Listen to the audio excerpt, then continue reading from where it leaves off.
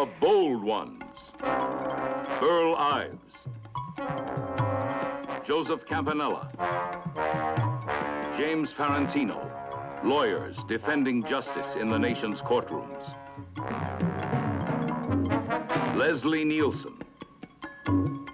Harry Rhodes, public servants enforcing the laws of a challenging society. E.G. Marshall. John Saxon. David Hartman, doctors expanding the horizons of the new medicine. The Bold Ones.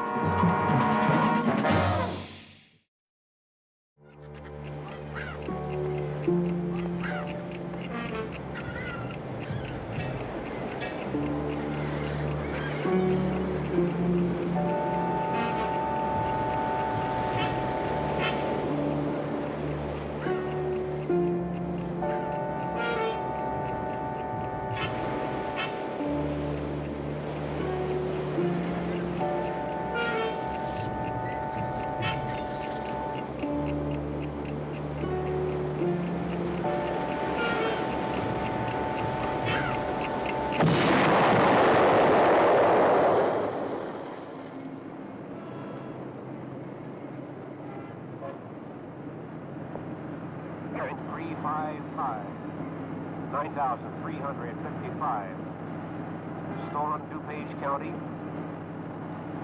Stolen DuPage County. B black, 62 convertible. 8373. Illinois, F rank in Nora. 8,373. 357. 9,357. Stolen Joliet. White, 62 Chevy North. B. George, XX-ray, 5722.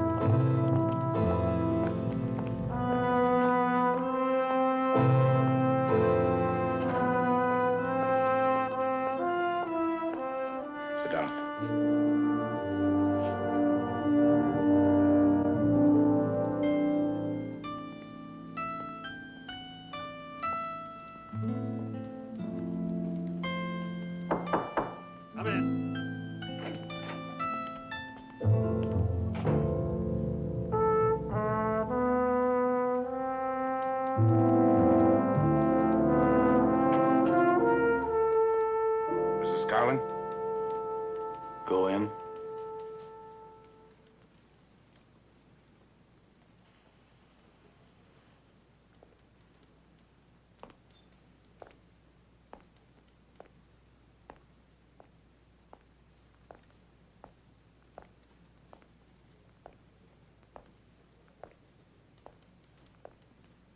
Sit down.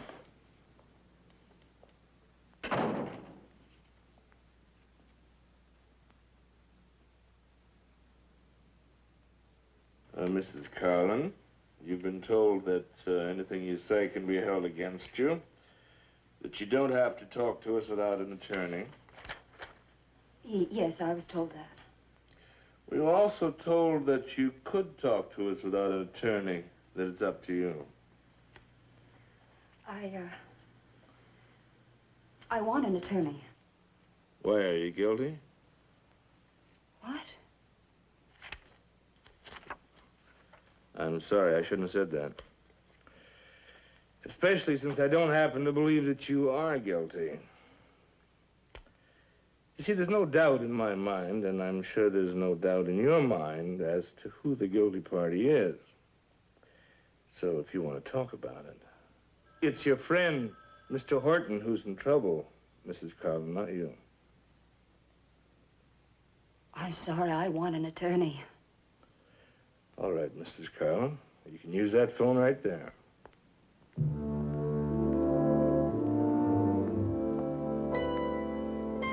You Ralph Horton? Yes.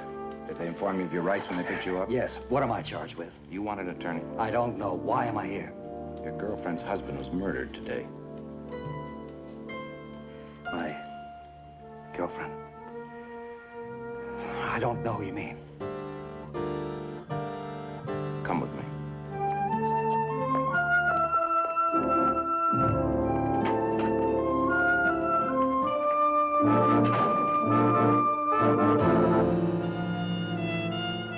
Huh?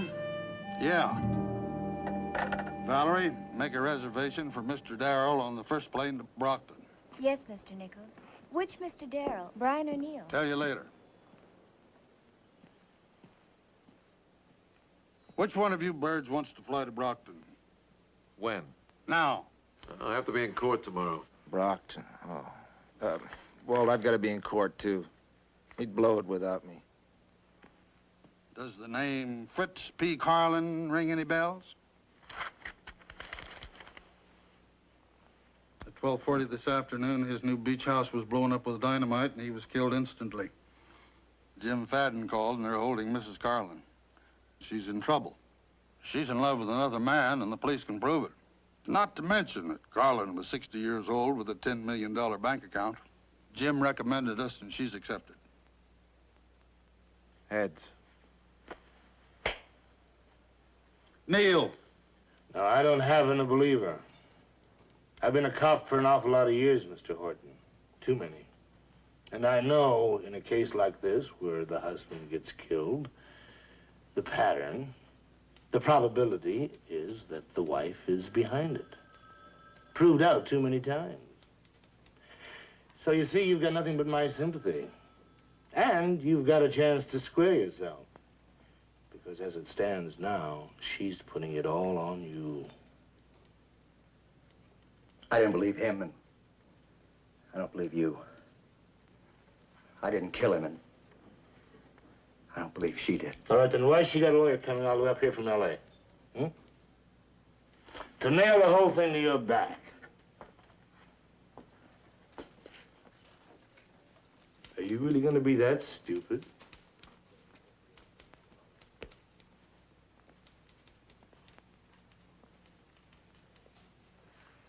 Can't you get it through your head that I'm trying to help you? Your friend, Ralph Horton, is in that other room. Now, he's signed a waiver of attorney. He's making a full statement, putting the burden of the murder on you. Now, I just want you to know that in case you feel like talking to me.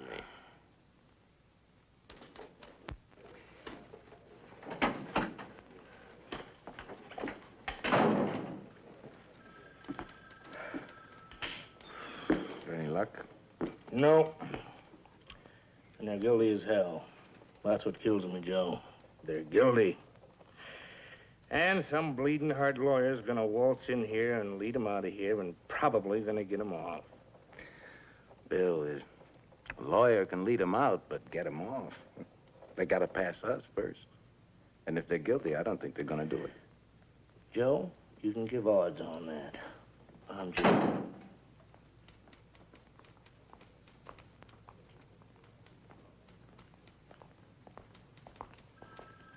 Lieutenant, this is Mr. Darrell. He's representing Mrs. Carlin. You're a lawyer? All right, Lieutenant. Where's my client? She's in my office.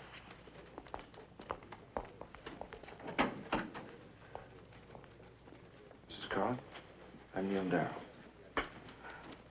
Have you made any kind of statement? No, I haven't. Lieutenant, no complaint has been issued against my client, so you can only hold her for 24 hours. I'll be with her the whole time, so why not just release her now?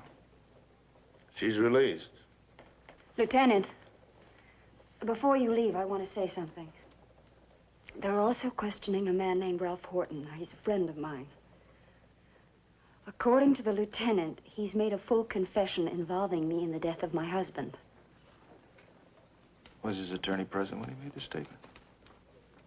Are you representing him, too, or are you here policing the city of Brockton for the Supreme Court? Mr. Darrell is also representing Mr. Horton. Will you? Please. Well, all right, Lieutenant. I'm his attorney also. I'd like to talk to my clients alone.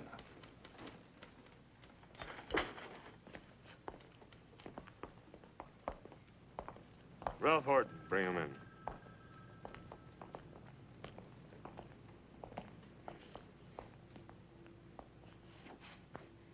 All right.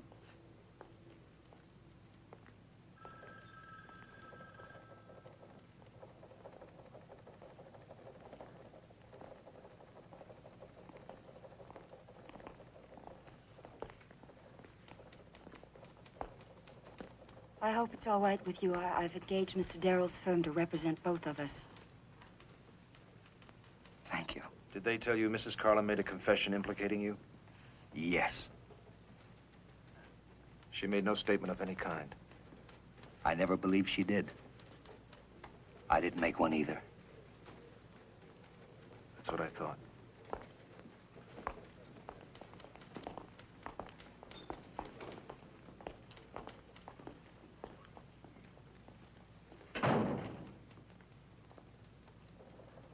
All right, Joe, let's start digging. Let's go to work on them right now. Sergeant, did you interrogate Ralph Horton when he was arrested in connection with the murder of Fritz Carlin? Yes, sir, I did. Was Ralph Horton able to establish his whereabouts at the time of the murder? Objection. Counsel was neither waived by Mr. Horton nor present during the interrogation. This is a preliminary hearing, Mr. Darrell. I intend to allow both you and Mr. Holt more freedom than I would at a trial. The objection is overruled. You may answer the question. Mr. Horton was not able to establish his whereabouts at the time in question. He claimed he was driving with Mrs. Carlin out on Ridge Highway.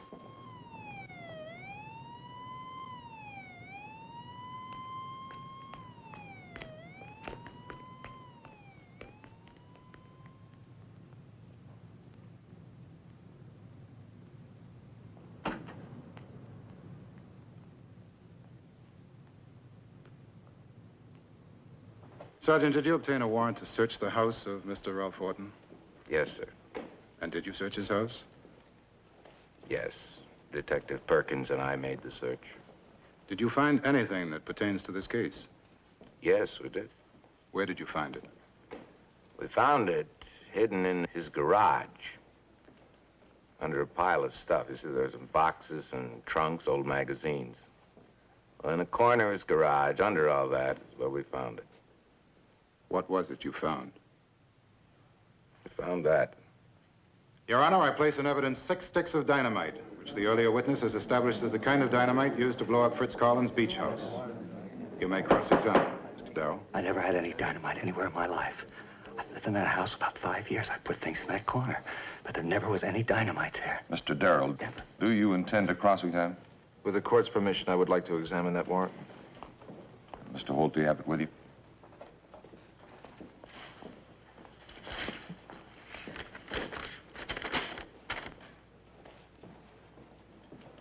Sergeant, what were you looking for in Mr. Horton's house? Dynamite? It was just a search. Routine search. Well, this warrant specifies dynamite as one of the items being searched for. Well, I'm sorry, I didn't see the warrant myself. I see. That means it was filled out by someone else. By Lieutenant Anderson.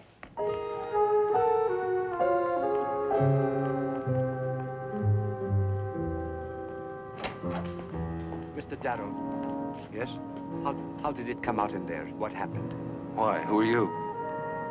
It is very important to me and to you for you to answer my question. What happened? Well, they'll be tried on a charge of first-degree murder. Why? Who are you? Mr. Darrell, I have no money, but I am going to need help. Are you referring to this case? Do you have some connection with it? Yes, sir, I do. What? I killed Mr. Carlin.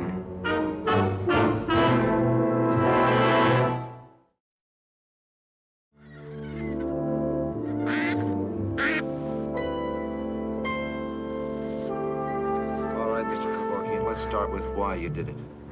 I worked for Mr. Carlin on one of his road construction jobs. He came there a few days ago. Someone had been smoking. Something very bad where dynamite is used. He accused me of it. I worked for him for 3 years, and I work harder than anybody.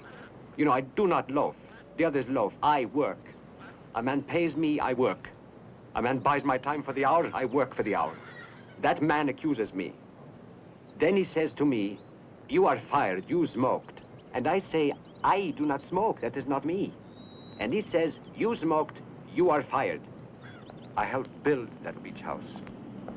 I go and have some wine and think about it and get angry. I go to the job during lunchtime and steal some dynamite. Then I go to the beach house. The house is new. No one is living in it yet. I think the house is empty. I do not know anyone is going to be hurt. The house is something I helped build, and this man did this to me. I want to blow it up.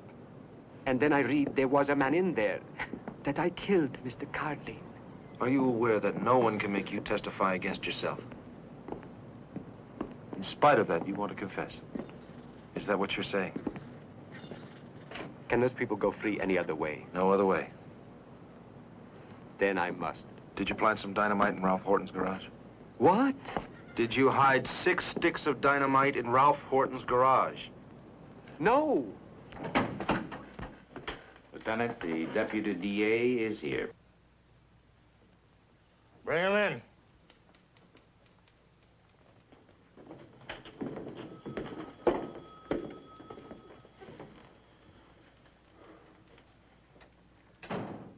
All right, Mr. Holt, you called this meeting. The floor is yours. Lieutenant, this is a signed confession. It states facts not released to the papers and not introduced at today's hearing. The exact number of sticks of dynamite used, the exact description of the device, exactly where the charge was placed. Facts known only to us and to the person who committed the felony. You let Horton sign a confession. It was signed by a person who only intended to destroy something belonging to Carlin for reasons he felt were justified. A man who knew how to obtain and use dynamite. His name's Kevorkian. He's being booked now. The charges against Ralph Horton and Ann Carlin are being dismissed. Well, I think that's fine, Mr. Holt, but I don't understand. This meeting with him here, what's the point? I asked for this meeting, Sergeant. Incriminating evidence was found in an innocent man's garage. A man who wouldn't know one end of a stick of dynamite from the other. Now, someone put it there, and it wasn't Ralph Horton. You saying I No, put... Sergeant, you found it. I don't think you put it there. I don't think you knew it was there. All right, brother, out. The meeting's over. Get him out of here. I brought him here because he was about to file official charges against the department. I hope you two discuss this thing reasonably and get it settled. There's nothing to settle. Let him file. I hope he does. Now, get him out of here. I said the meeting was over.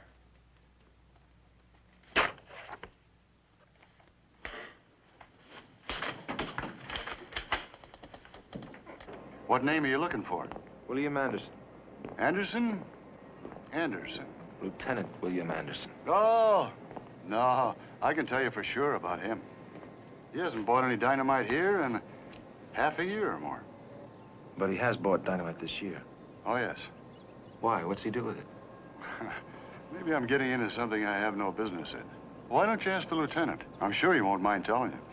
I'm sure he won't mind either, but if I ask the lieutenant, then I have to tell him about our conversation. If you tell me, it stops right here. Yeah. Well, sure don't amount to much. About 3 or 4 years ago, he bought some property out along Foothill Road. A few miles east of here. About 15, 20 acres. Mostly rocks. He's been clearing it when he has a chance to. Plans to live on it when he retires. Wants to raise quarter horses or something. That's it.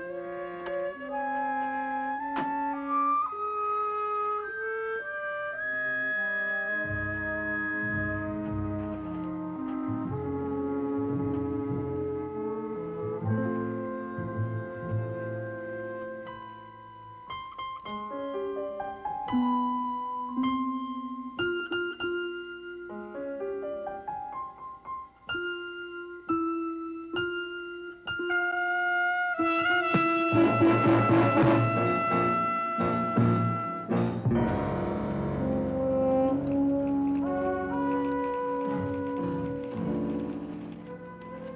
you went home, Lieutenant, for a change. Oh, I couldn't keep my mind off work, so I went to the movie. Turned out to be all about mugs like us. Whatever happened to musicals?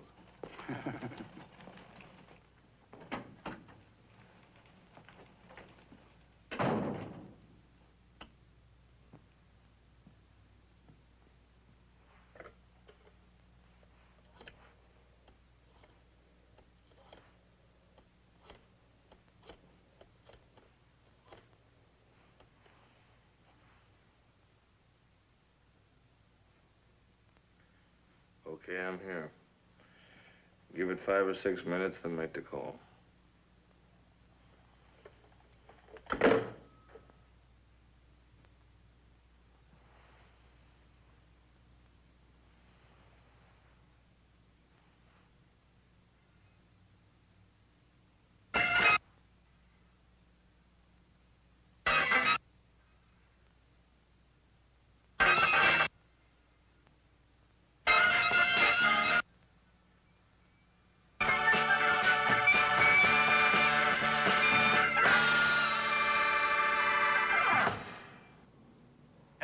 Linoleum clothing?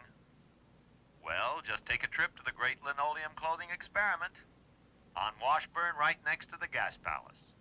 You'll get next to it. Open every night till 2 a.m. Get it? You'll get it at the Great Linoleum Clothing Experiment.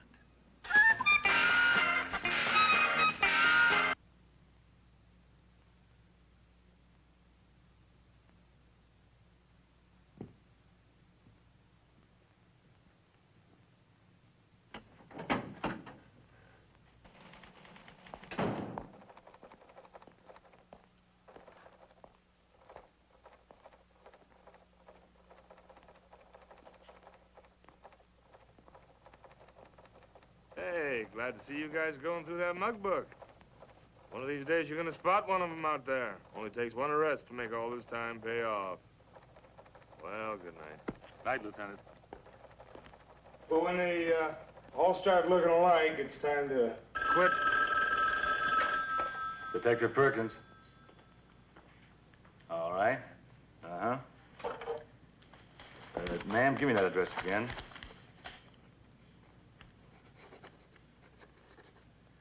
And will you give me your name, please? She hung up. Anything important? Claims there's a pot party going on at 294 Ashton, the Ash Grove Motel. What motel? The Ash Grove. Ash Grove Motel. That's where that punk lawyer is staying. We're gonna get a warrant. I don't want any holes in this one.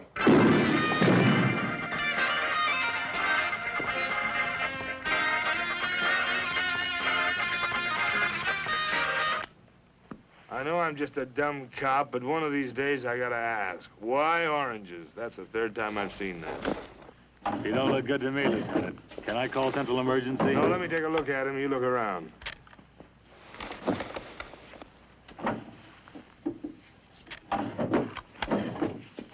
He's not on pot, he's a hype. Look at that. Lieutenant, found something. Let me see. Heroin, probably. All right, let's see if we can find the rest.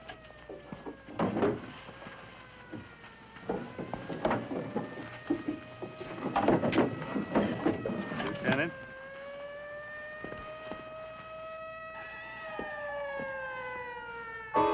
He must have been hooked real bad. He couldn't even wait till he got out of Brockton.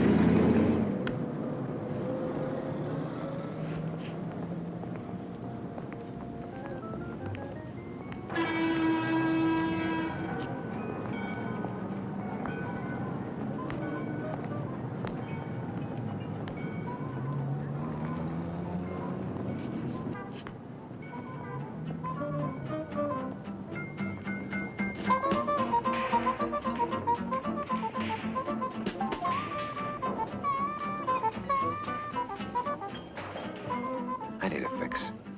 And you tell me where to get one. You're surely joking. Oh, I know it's stupid. I'm 6. Try out. You know, you get into town. What are you gonna do? Look, I got the bread. I'm upstairs, right upstairs at the hotel, the Charles Hotel. I'm using the name Brown, Dave Brown. Now, come on, you can help me. You want a drink? That's what I sell in here, drinks. You don't want a drink? Out. Right now, out.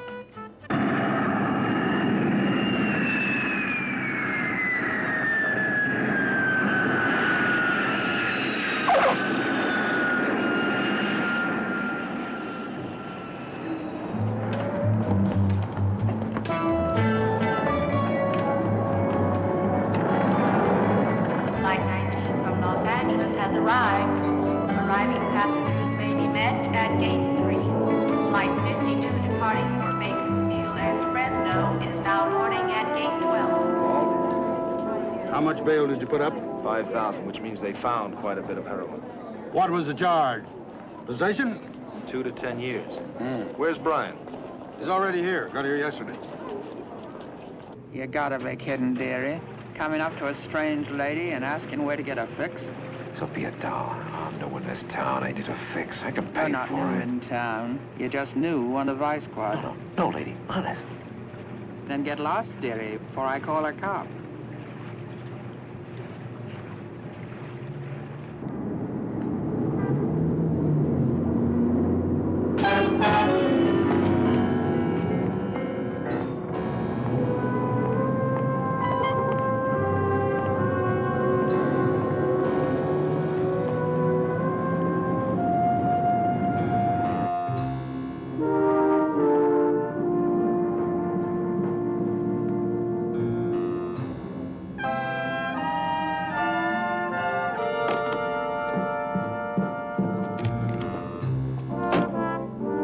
Well, you were right. Confiscated heroin is not kept by the police here. It's turned over immediately to the Department of Health. Now, heroin that is kept for evidence is tagged, measured, and guarded like Fort Knox. So, I think we got a chance.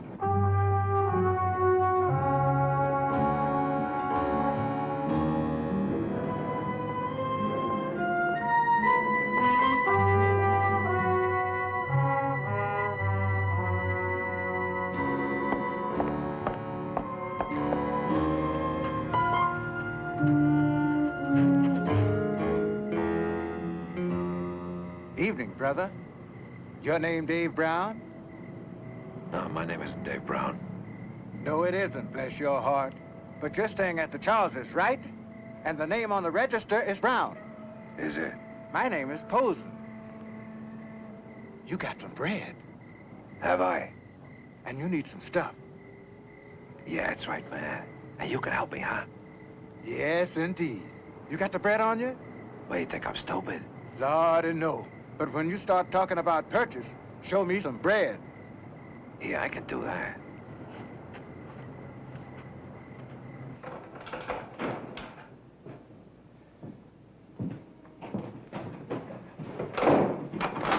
What'd you do that for? I don't want you running out of this room. Now, don't look so scared. This could be your lucky day. I'm not going to give you $50. I'm going to give you $500.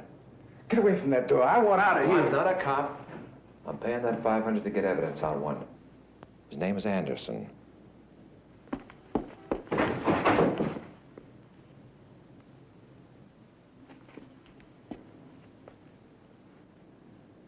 Anderson? You know Anderson. What about him? A few days ago, he had to get hold of some heroin fast. I want to know where he got it. Why you want Anderson? What's the difference? You know, brother, Anderson's an honest cop. So it ain't gonna be easy. But if I do find out, are you paying cash? Just give me information I know is solid. $500, cash. Bless you, brother.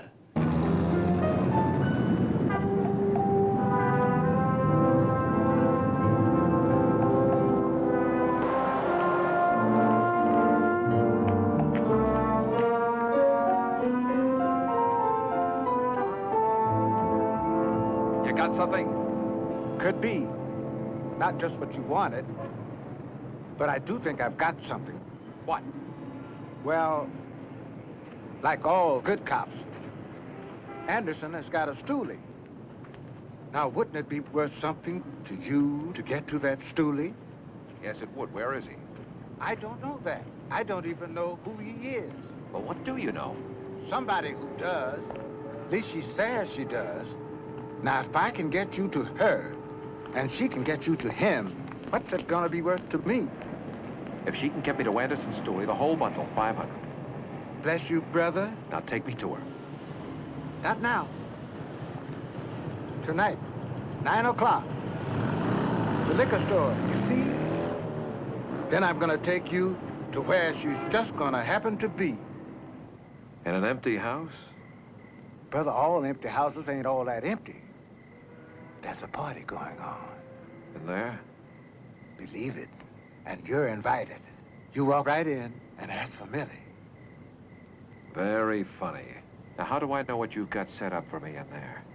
Brother, all I'm setting up is an introduction. Look, you want to take a chance with me? Okay, give me a love offering of $50 and forget it. Work out a separate deal with her. $5?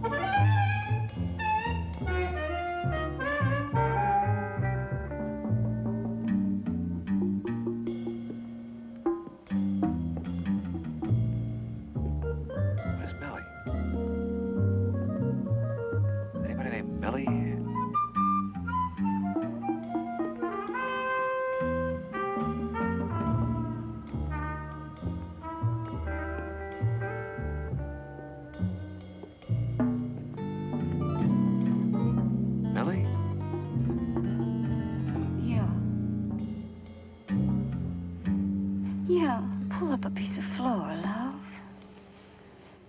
You're the bread man. That depends. Yeah?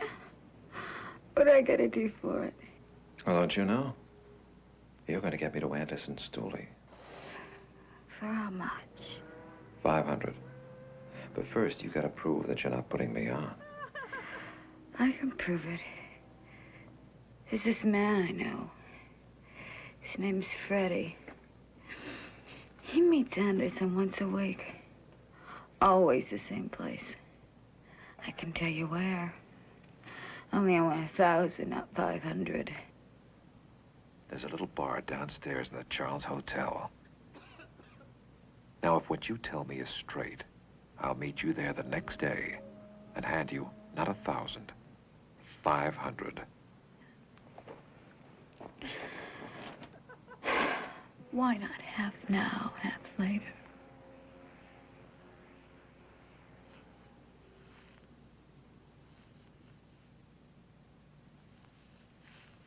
Here's 100.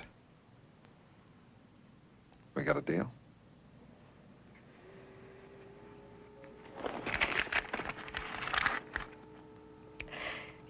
You're gonna know Sunday morning that I didn't lie to you.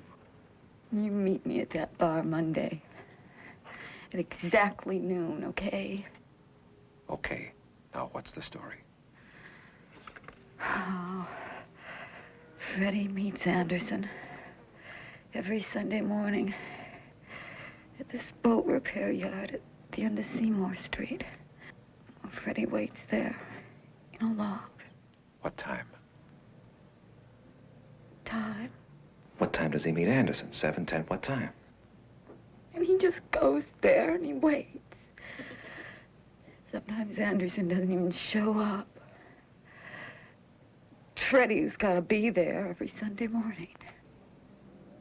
Okay, Millie. Thanks. See you Monday.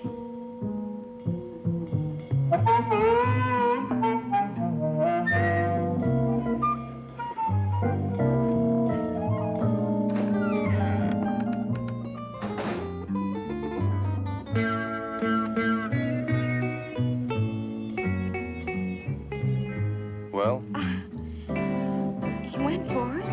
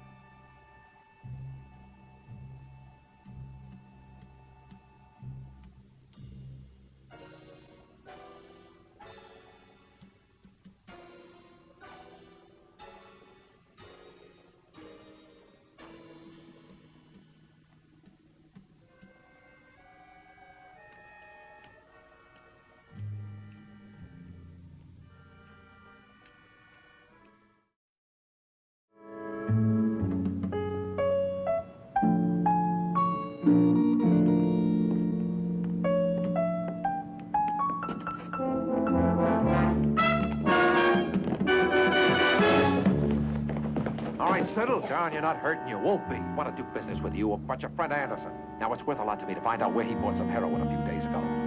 Hey, you're the man that can tell me. He bought it through you, didn't he? You want to talk business? Then you let me up.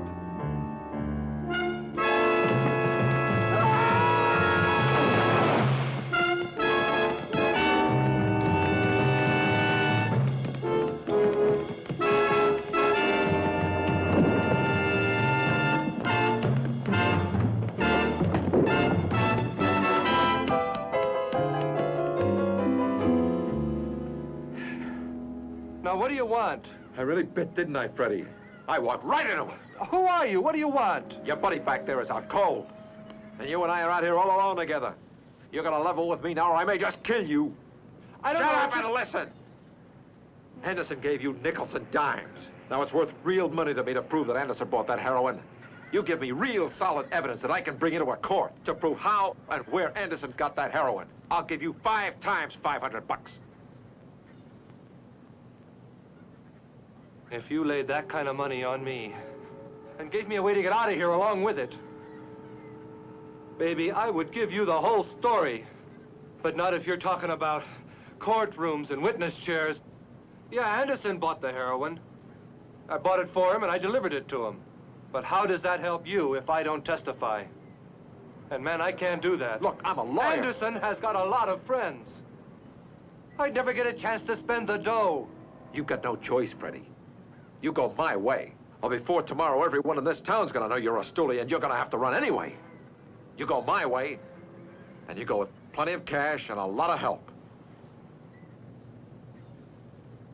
All right, I better go back and check on your friend Anderson. There's a bar downstairs in the Charles Hotel. I'll meet you there later.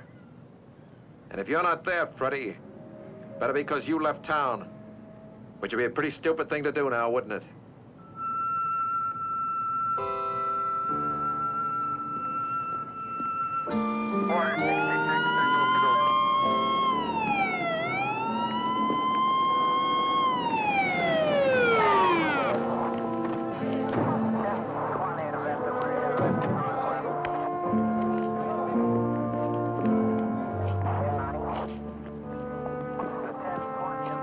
How serious is it? Just a minor concussion.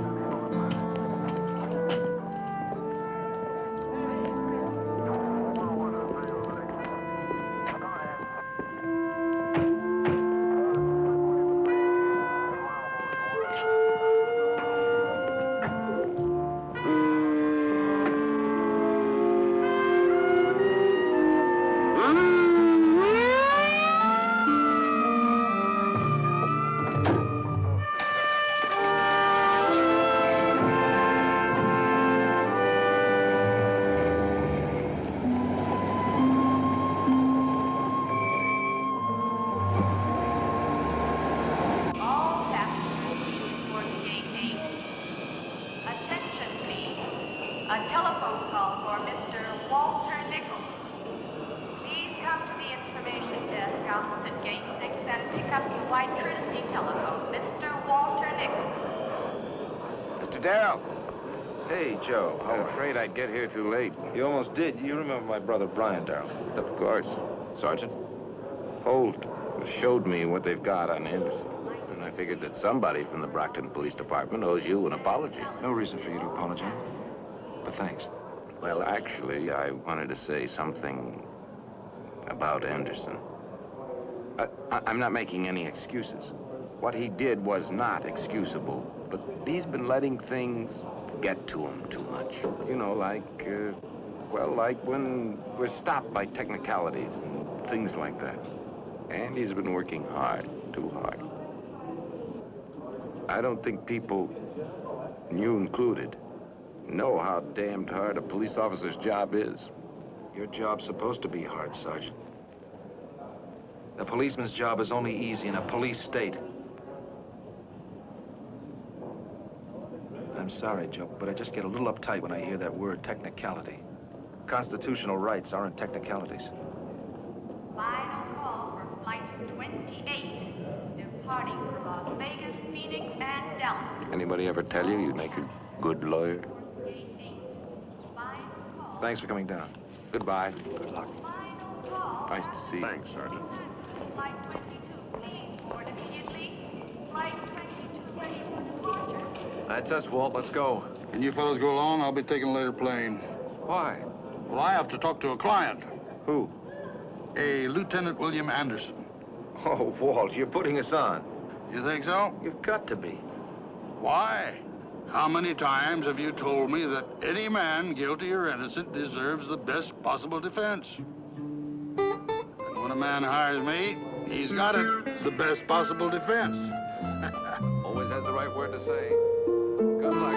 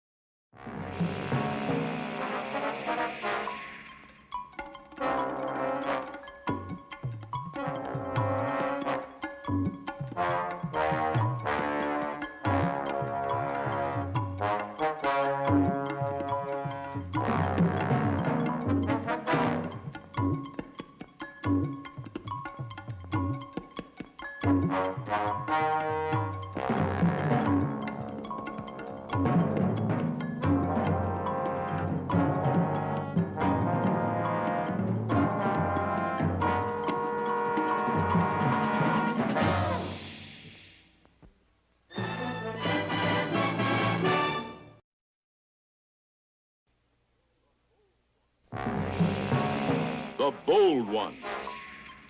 Burl Ives. Joseph Campanella. James Ferrantino. Lawyers defending justice in the nation's courtrooms. Leslie Nielsen. Harry Rhodes. Public servants enforcing the laws of a challenging society. E.G. Marshall. John Saxon. David Hartman. Doctors expanding the horizons of the new medicine. The Bold Ones.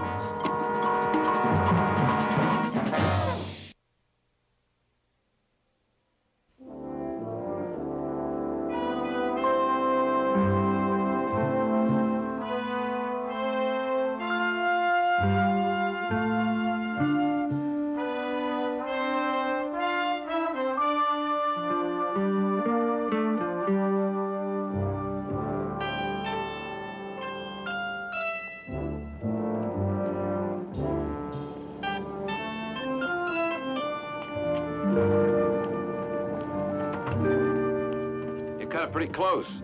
Sorry, Counselor, but it's a long haul over here from state prison. Hey, Mr. Darrell, how you been? Fine, Jesse, just fine. Are the handcuffs necessary? Probably not, but they're required regulation. I don't mind them.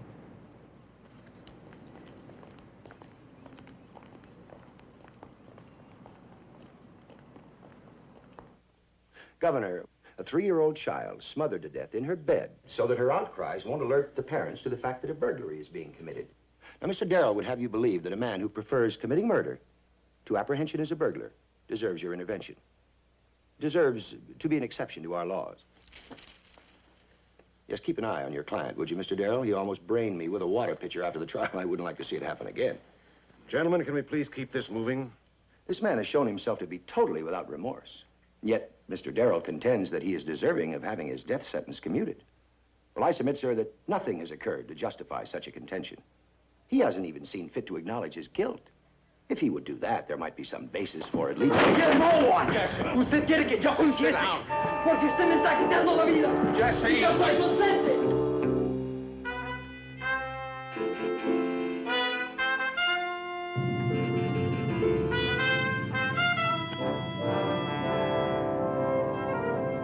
Did you have to bait him like that? Oh, come on, Brian. You don't think I really expected him to react like that, do you?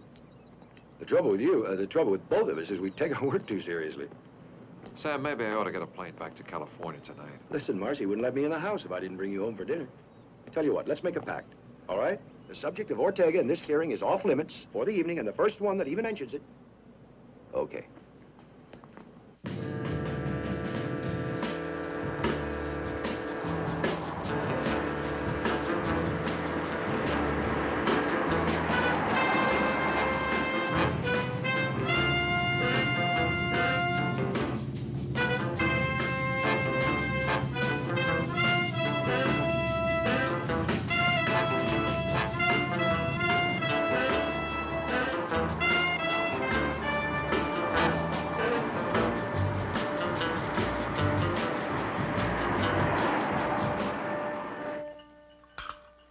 Tell me the truth. Did you bake the pie or not? Certainly.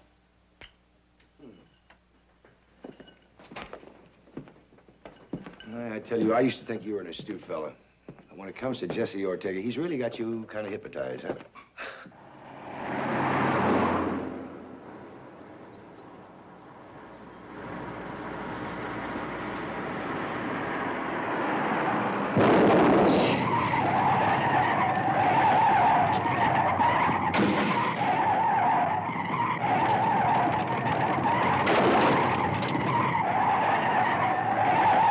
Asked me to take his case in the first place 4 years ago.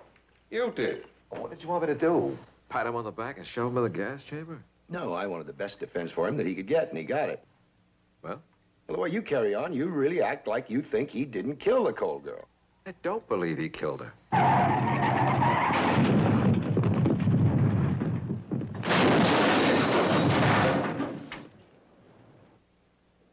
Hypnotized, am I right, huh? Huh? Oh, you're always right, dear. She thinks I'm right. Oh, she always thinks you're right. Oh, that's a cute little thing there.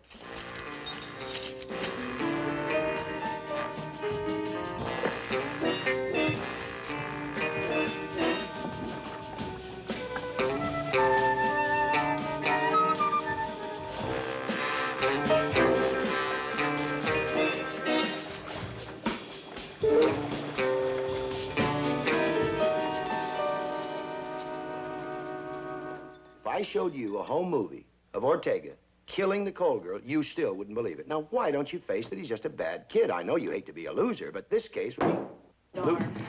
This isn't my day.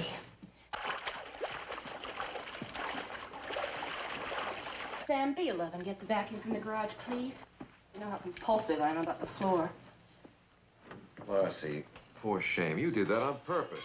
Yep. The only argument I let him finish is in court. Well, at least you're more subtle now. I can remember the days you used to pour drinks on him. I'm more devious, too. The vacuum's at the fix-it shop. I'd feel sorry for Sam if I wasn't so burned at him. Yes, I know. Maybe even more than burned, huh? Maybe even disappointed in him a little? Oh, come on, Marcy. I know he's got a job to do. And he doesn't like the gas chamber any more than you do. Marcy, I never said he did.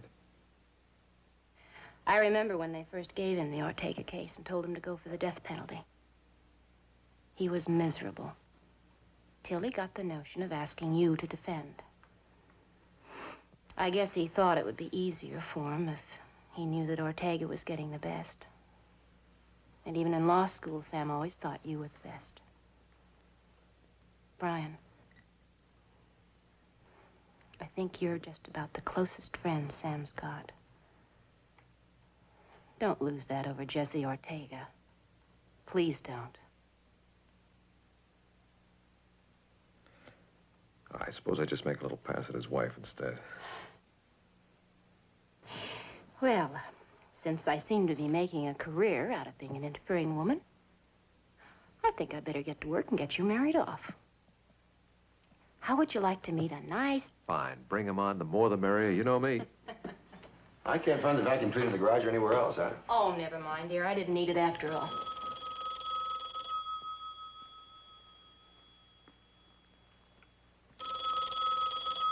Hello? Hello? Boy, I hate that. Nobody on the other end?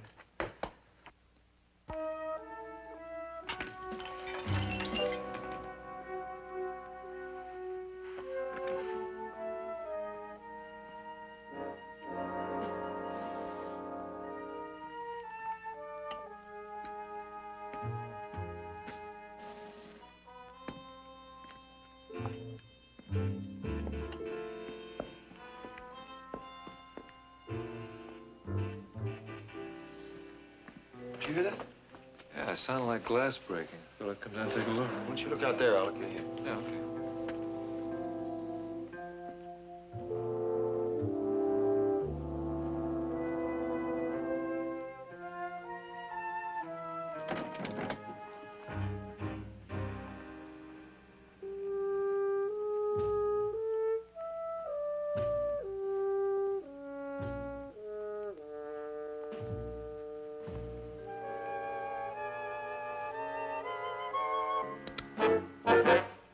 Get in there. Be quiet. Maybe I won't have to shoot you. Sam, there's nothing out... Stand over by him. I'm sorry you're here, Mr. Darrell. But it don't make no difference. Jesse, what are you doing here? Sit down. Both sit down. If I have to shoot you, I will. Sit down. Jesse, what happened? There was an accident. I get away. Now I go to Mexico. And you're gonna help me. Oh, Jesse, you're not gonna go anyplace. Now, come on, give me the gun. Let me call the police. I'll tell them you came here to turn yourself in. So they can kill me in the gas chamber? The governor hasn't announced his decision yet. Now, supposing he's going to commute your Oh, sentence... shut up! What the governor do, I can see already in his face.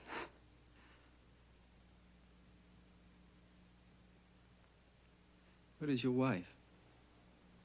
She's in Colorado. Her mother's ill. He tell the truth? Yes, Jesse, look, you're throwing away your last chance. Please. Nobody's gonna commute me. You know that, too. I go to Mexico or I get killed for something I don't do. You know that, mister? Something I don't do. How much money you got here? $100, maybe a little more. Got any money, Mr. Darrell? Less than $50, Jesse, which means you haven't got a chance. Oh, I'm sorry, Mr. Darrell, but I got a chance. I got a good chance. I can go to Mexico. In Mexico, I'm just a peon, a Chicano. Nobody will find me there. I can go where nobody can ever find me. I'm sorry you're here, Mr. Darrell. Oh!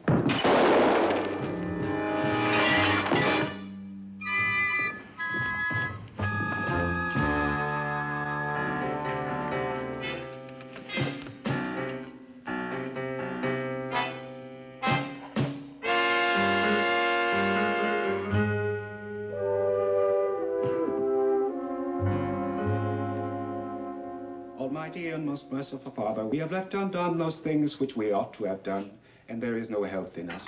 But thou, O Lord, have mercy upon us miserable offenders. Spare thou those, O God, who confess their faults. Restore those who are penitent, according to thy promises declared unto mankind in Christ Jesus our Lord. Please, make your peace now. There isn't any more time. That's what you think, baby. Warden, I got one of those last-minute confessions to make. You don't cool me today. There isn't time now. Well, it just better not be too late because there's another cat you got nailed for one of my jobs. And I'm the only one who can clear him. Sure. Sure, I'll give you 2 minutes. Tell me all about it.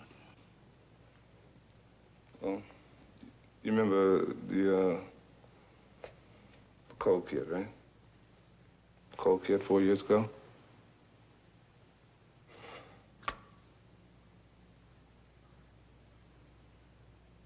Look, I can prove I killed her. They never found the rest of the stuff, right? Well, they will now. They'll find it now because I can tell you where they can go and dig it up.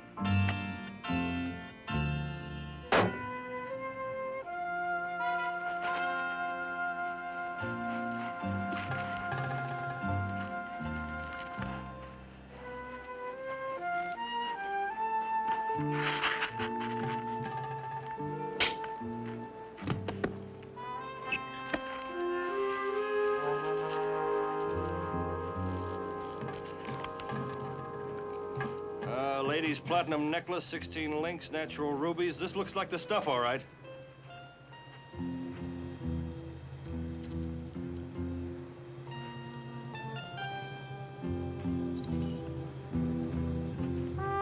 Ladies' platinum bracelet, 34 links, Sam! 1 inch width. Sam! Sam, don't take your grief out on Ortega. Sam!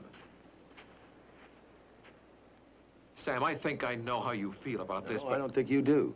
Look, I hope you know I'd give anything in the world to be able to change what happened, but I can't, neither can you. Now, what we can do is to make sure a tragic accident doesn't result in another attempt on the life of an innocent man. When your client broke into my house, he committed a felony, and by the laws of this state or any other state, when he killed my wife, he committed murder.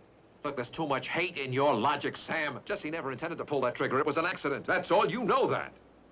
Look, he murdered my wife. Now, doesn't Marcy count anymore? What about her innocence? Doesn't she deserve to be remembered? I remember Marcy, and I'm not afraid to remember her quality. But I think she deserves something better than to be used by her husband as excuse for a judicial lynching.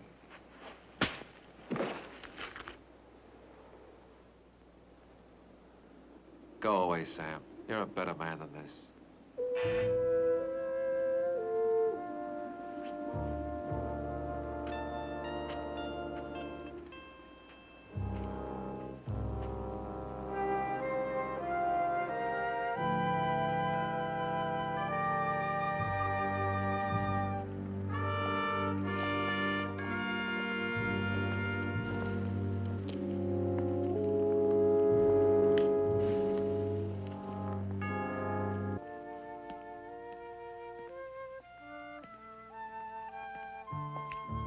I just got your message, Sam. So the chief's going to buy Cleland's confession, huh? Yeah, right down the line.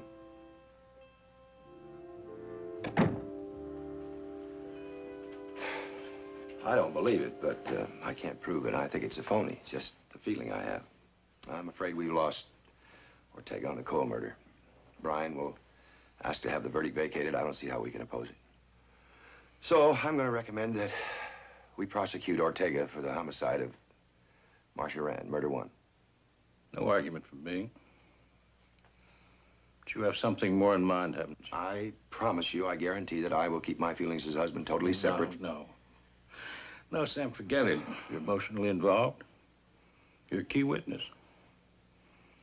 On both counts, we're on very shaky ground.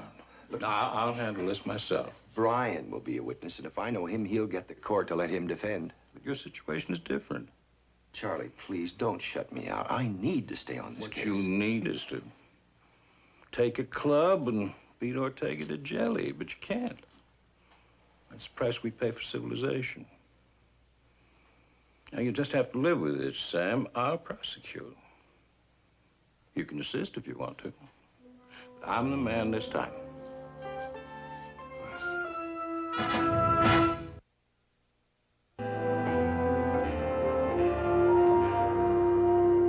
Any threats Jesus Ortega made against Samuel Rand are irrelevant, since he did not deliberately shoot Marcia Rand. It was neither premeditated nor intended, but the accidental result of an attack on Jesus Ortega by Samuel Rand.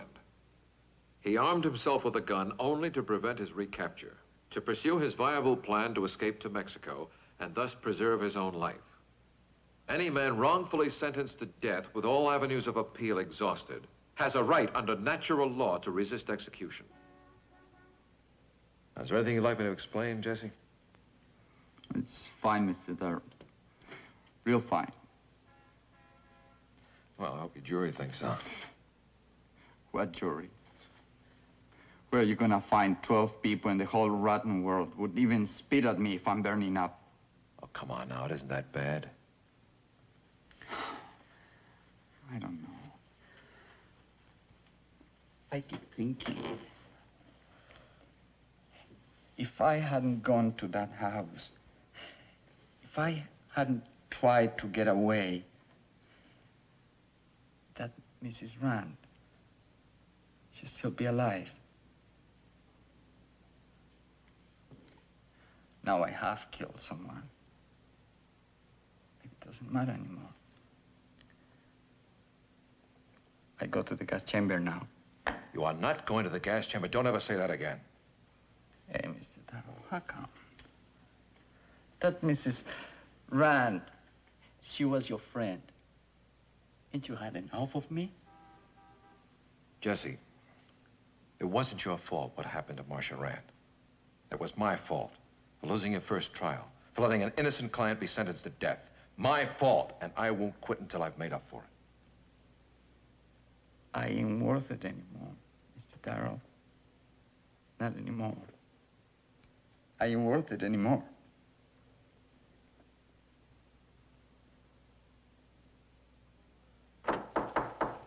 All right, I'm coming.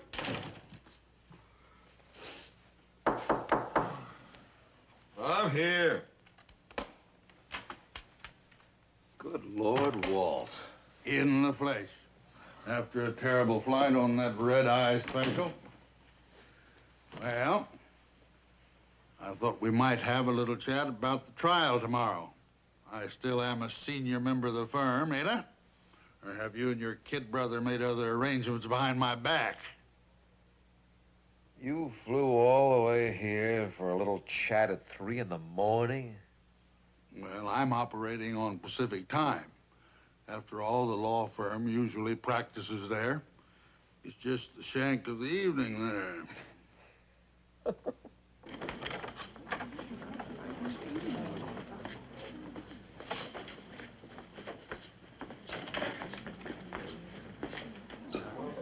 Jesse. Now, this is my partner, Walter Nichols. He's going to assist me on defense. Come on. Please rise and face the flag of our country, recognizing the premises for which it stands. Liberty and justice for all. This Superior Court is now in session. The Honorable Stuart Murkison presiding. Please be seated. The case of the people versus Jesus Ortega is ready for trial.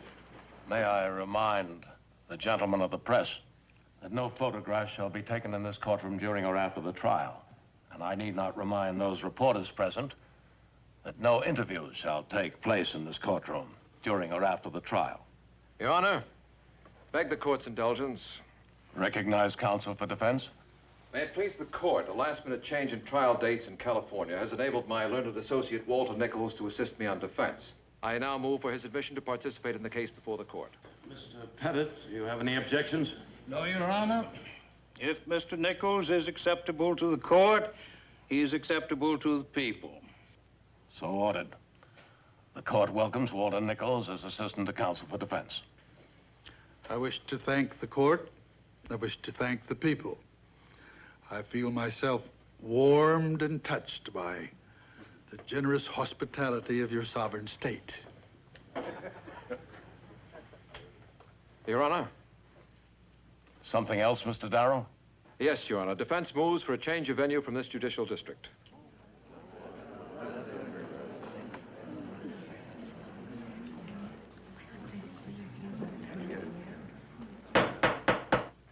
Hatred, rage, and a climate of vigilante lynch law swept this city following the murder of Susan Cole. Its target was the man accused of the crime, my client, Jesus Ortega. Even though we now have irrefutable proof of his innocence of that crime, Jesus Ortega was brought to trial by the people of this city, found guilty by the people of this city, and sentenced to death by the people of this city. Now, 4 years later, cleared of that first murder, Jesus Ortega, tragically involved in another death, is brought to trial again. Now, we believe the problem of finding a fair and impartial jury in these circumstances is impossible. Your Honor, I submit to you now an exhibit in support of this motion. These are the results of a public opinion poll conducted at our request by the Sociology Department of your state university. The scholars who conducted this survey are available to testify if Your Honor so wishes. The conclusions of the study are clear. In the minds of 96.3% of the people who might be impaneled as jurors, Jesus Ortega has already been found guilty. On the same example, I regret to add, more than 92% have already decided they would vote for the death penalty.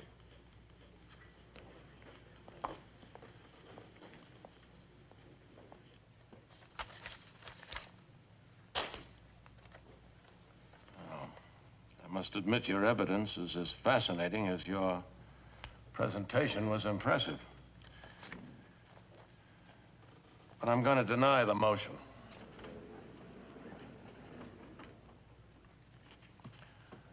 The validity of the results of your poll has not been established. But I'm making the denial without prejudice to your right to renew the motion if, when we get down to selecting a jury, your evidence is borne out. No, Your Honor, I cannot accept that kind of risk for my client. I deny your motion, Mr. Darrow. You have to accept it. Begging Your Honor's pardon. There is another way. Rather than go to trial with a jury from this city, we prefer to waive entirely our right to a jury and try the case before the court. Your Honor, I never heard of a defendant who pleads not guilty even attempting such a waiver in a murder case. Now, can we please skip the science fiction, get back to the practice of law? That's what I'm doing, Counselor, practicing law. I'm prepared to discuss the point now, if Your Honor so wishes. But we are not.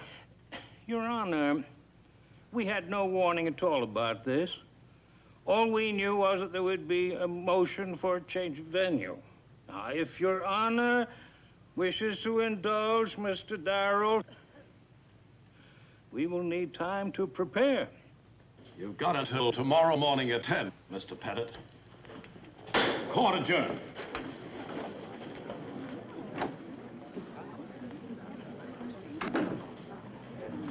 Mr. Pettit isn't the only one you caught with his law down. It looks like his honor's going to have to burn some midnight oil, too.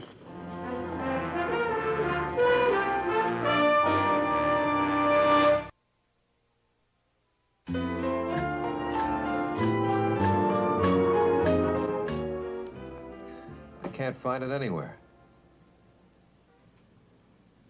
The People versus McCaffrey, 1958, New York, 172, Supplement 2, page 154.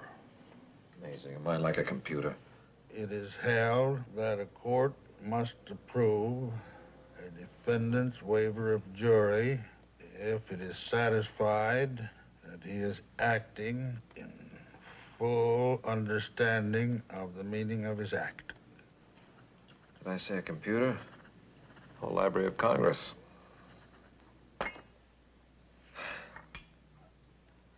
Do you fully understand that your right to trial by jury is considered a very important safeguard of your individual rights? And that by waiving your right to a jury trial, you are discarding one of your most cherished constitutional guarantees? Yes, sir, Your Honor. But if Mr. Darrell says it's okay, then it's okay.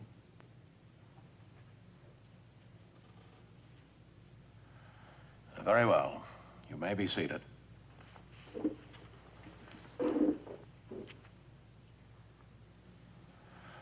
I'm going to permit the waiver, gentlemen. Proceed.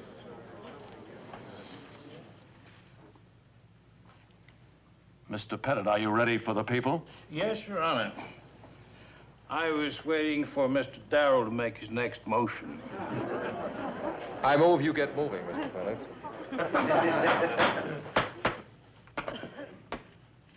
Well, I hope you have that out of your systems, gentlemen.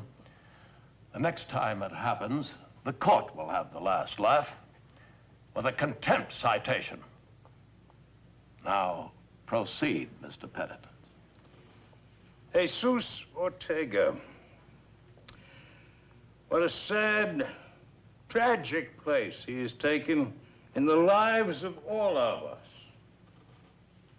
He said, I'm going to Mexico, and you're going to help me. What did Ortega say then? He said, if I've got to kill you, I will. Thank you, Mr. Rand. Your witness.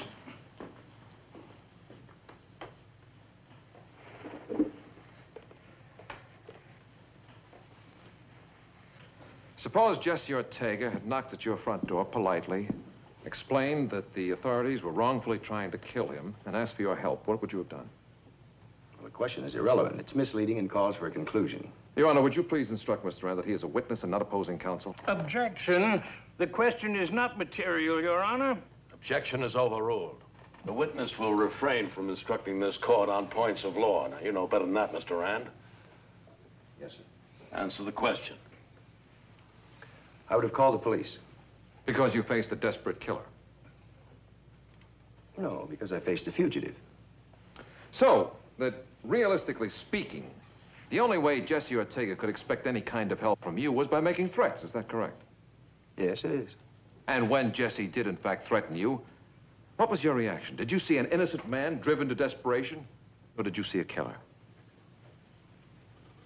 I saw a killer. Mr. Rand, you're saying, aren't you, that you still believe he's guilty of killing Susan Cole? Objection. Your Honor, we are not here to retry that case. Your Honor, the attitude of this witness has colored every particle of his testimony. The question of his prejudice goes to the core of the issue before us. Will you approach the bench, please?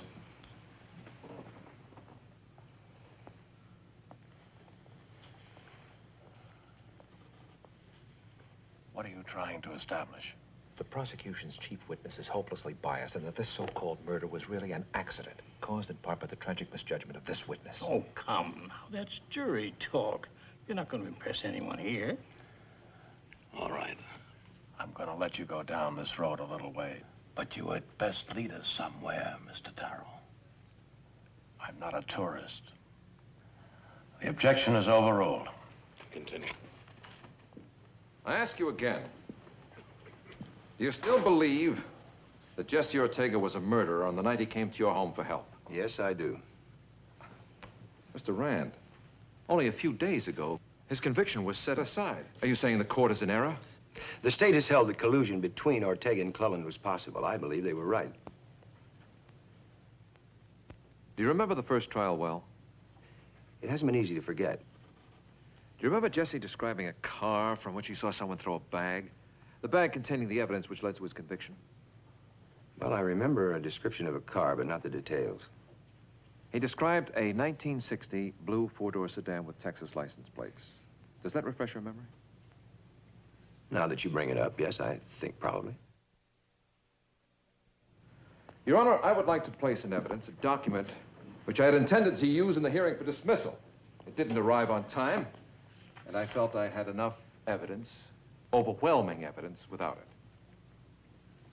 A decision borne out by the court's verdict. Your Honor, I have here a certified copy of a record which arrived yesterday from the state of Texas. It is a registration form dated 4 years ago on a car owned by Charles Cleland, the man who confessed to the murder of Susan Cole. The car he was driving then was a 1960 blue four-door sedan with Texas license plates.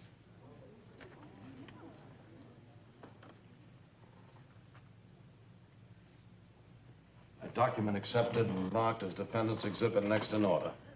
You don't contend the collusion began 4 years ago, do you? No, I don't. I ask you now, if you had admitted that possibility on the night that your wife was killed, might you have acted very differently?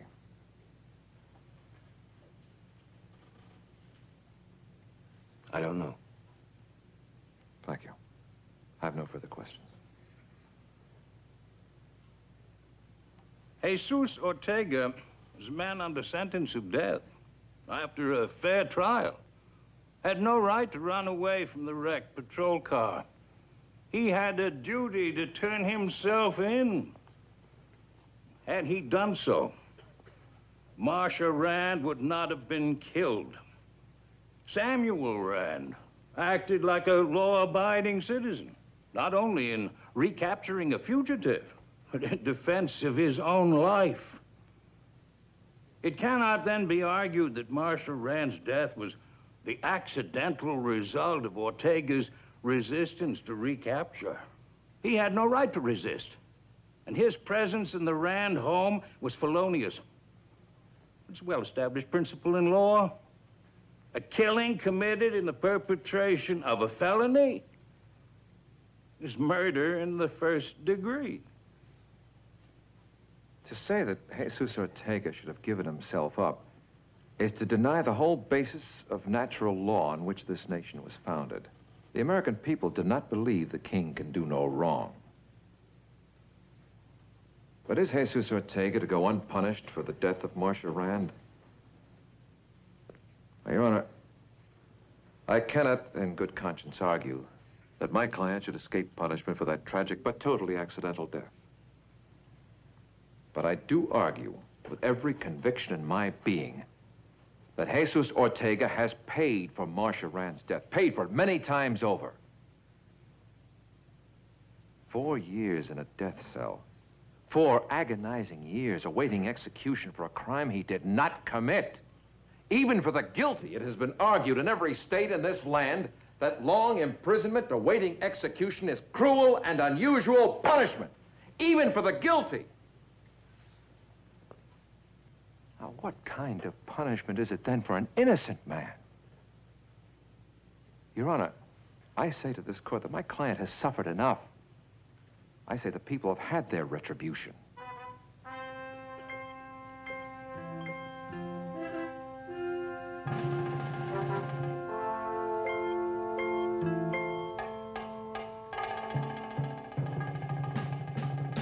Jesus Ortega, please stand.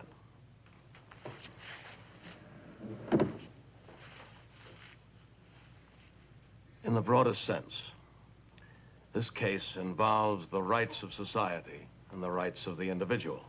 Now, society has the right to demand that all members obey its laws, and that an individual injured by their application shall resist that application in a lawful manner, because the alternative would be anarchy. But if society wrongfully decides to take an individual's life, and if he has exhausted every available legal remedy to regain his liberty, he has the right, I believe, to resort to remedies we would in other circumstances call extra-legal. However, it's not a blanket permit entitling the holder to use force in a reckless or wanton manner. Now, as to the present case, when Jesus Ortega forced an entry into the Rand home, when he terrorized Mr. Rand and Mr. Darrell with a pistol, no matter what the motives for doing so, he was engaged in a felony, had lost or exceeded that special limited privilege to take extra legal steps to save his own life. Therefore, he is responsible for all the consequences, whether or not foreseen or intended, for his extra-legal acts. Jesus Ortega, I find you guilty of murder in the first degree. Before pronouncing sentence, I would appreciate hearing from counsel. Mr. Pettit?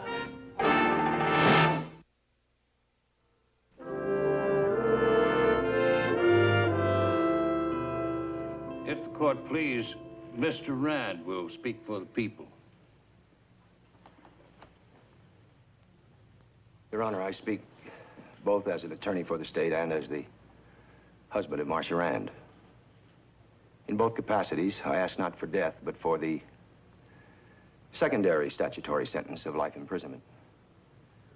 There are, as I have come to realize during the course of this trial, many extenuating circumstances, many shared responsibilities for the tragedy of my wife's death.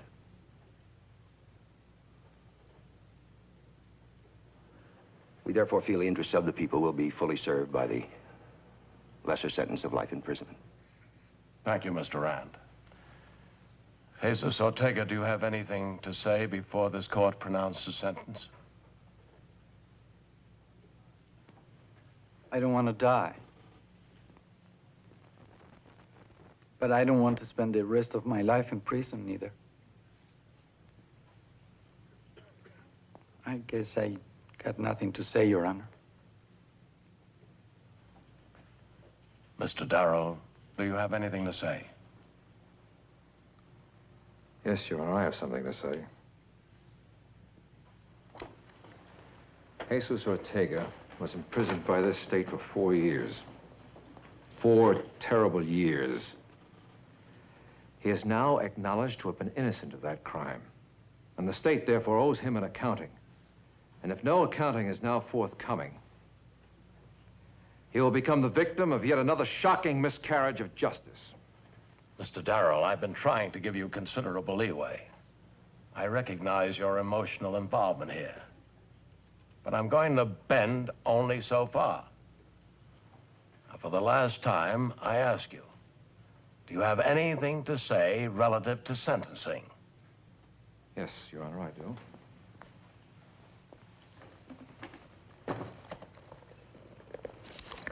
I have here the state statute on murder. The jury, before which any person charged with murder shall be tried, shall, if it finds such person guilty thereof, designate by its verdict whether it be murder of the first or second degree.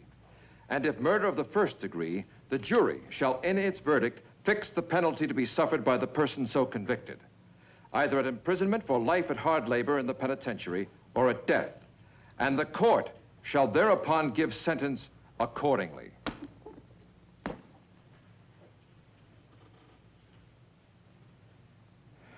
In this trial, Your Honor, a jury was waived. But in first-degree murder cases, only a jury can determine the penalty. The wording of the statute makes it plain, and without its determination, the court lacks all power to impose a sentence. In short, Your Honor, you cannot sentence Jesus Ortega, and the prohibitions on double jeopardy forecloses being tried again.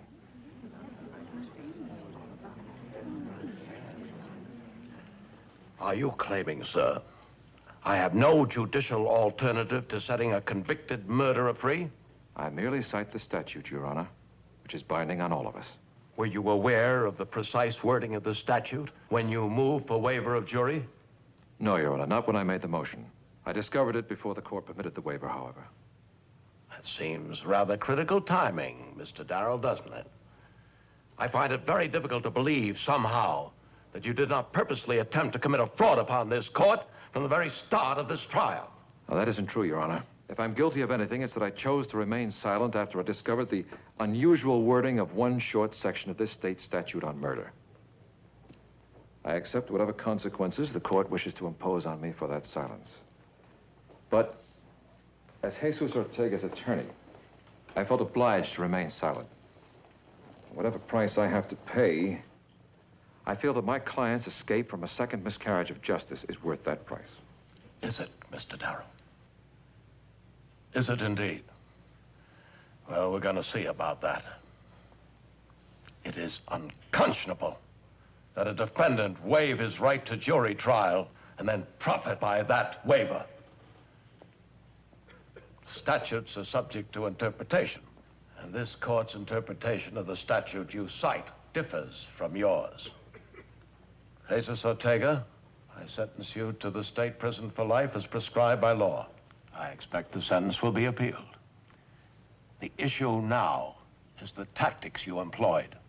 Mr. Darrow, I want you here at 9 o'clock Monday next, and I suggest you appear accompanied by counsel, because the court is going to decide whether to forward to the Bar Association Grievance Committee and the Supreme Court a transcript of today's proceedings with the request that you be disbarred.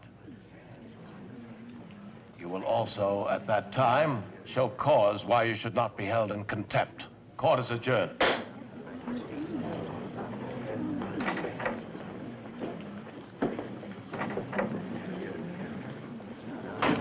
Why didn't you talk this over with me, Brian? Oh, I didn't want to involve you in it.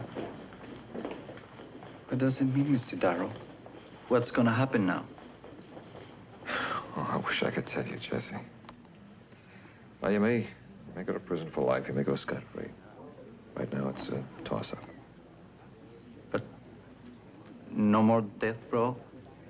I don't ever have to go back there again? No, that's right. That part of it is over with. Maybe the rest, too. Listen, Jesse, as long as you're in prison, I'll be working to get you out. Just remember that. That's a promise. Adios.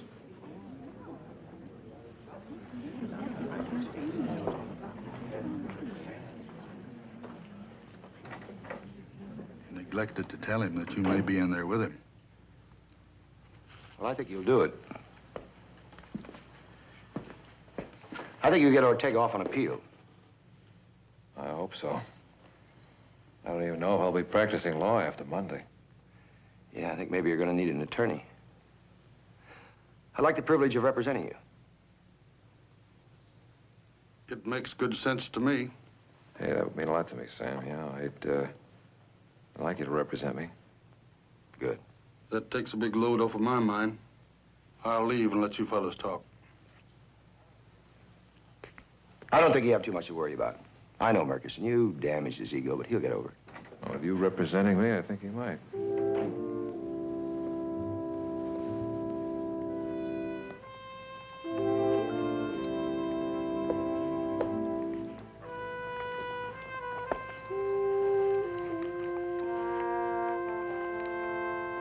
I've been trying to figure out the best way to say this. Now, what you did, not just today, but for the past 4 years, is something I'm going to remember the rest of my life. No, I mean that. There's so much bull in the law, and every now and then it's nice to see the light shine through. I'd give 10 years of my life to take a man through the jungle like you did Ortega and bring him out the other side.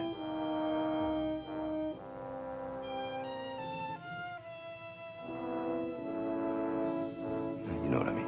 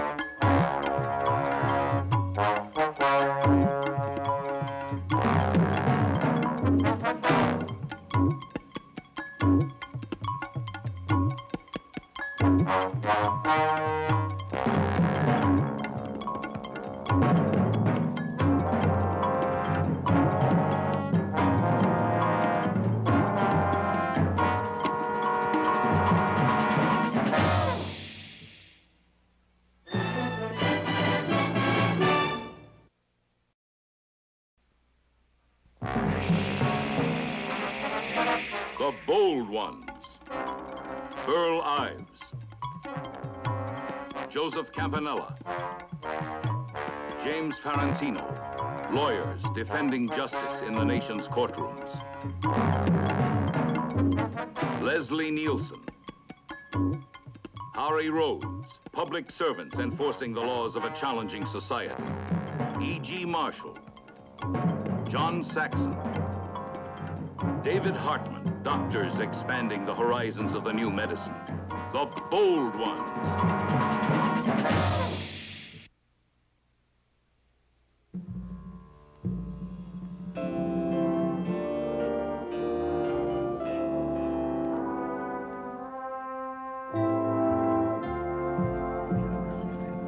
Court will not rule on the prosecution's motion at this time. The clerk will enter it into the record, and a decision will be made at tomorrow's session.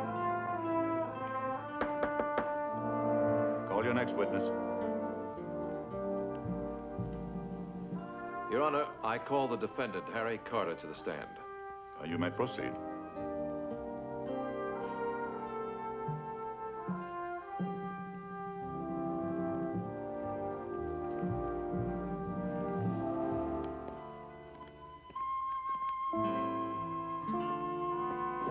Your name? Harry Carter, Occupation? salesman. Raise your right hand and place your left hand on the Bible. You do solemnly affirm that the testimony you may give in this case, now pending before this court, shall be the whole truth and nothing but the truth? This you do under the pains and penalty of perjury. I do. Be seated.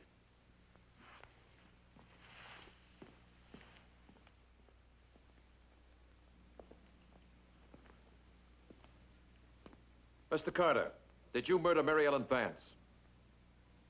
No. No, I swear to heaven and God, no. I loved her. She was everything in the world I loved. Look, I don't quite know how to put it, but she was the one dream that ever came true. We're so happy.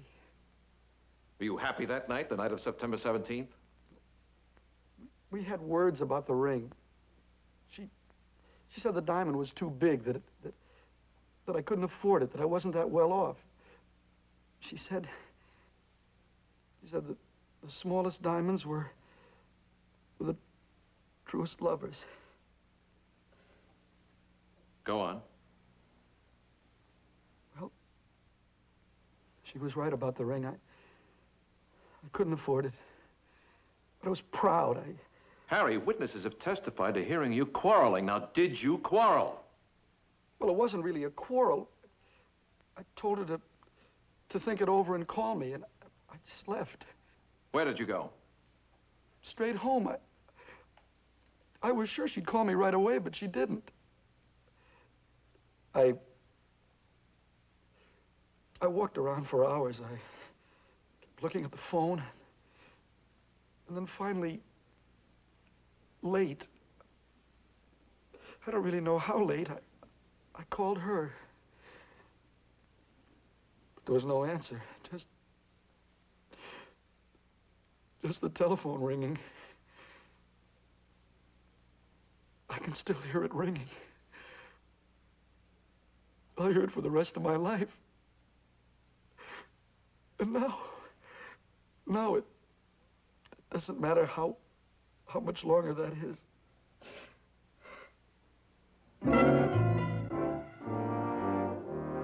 Your witness.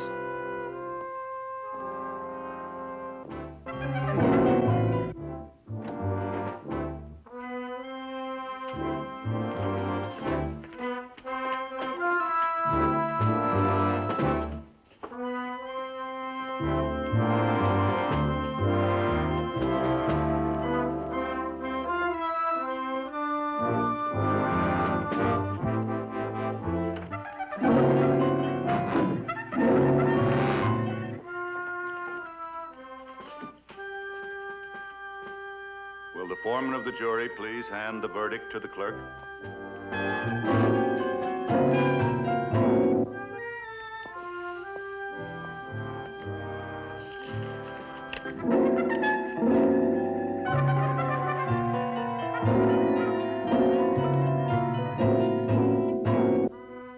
defendant please rise?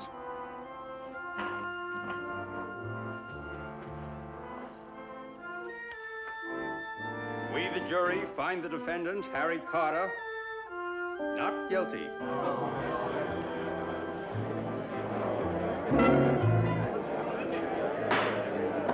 This case is dismissed.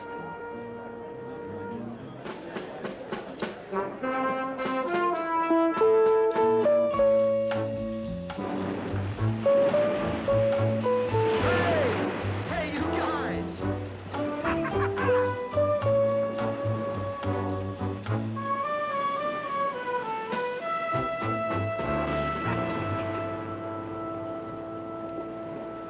To my lawyers, your health, gentlemen.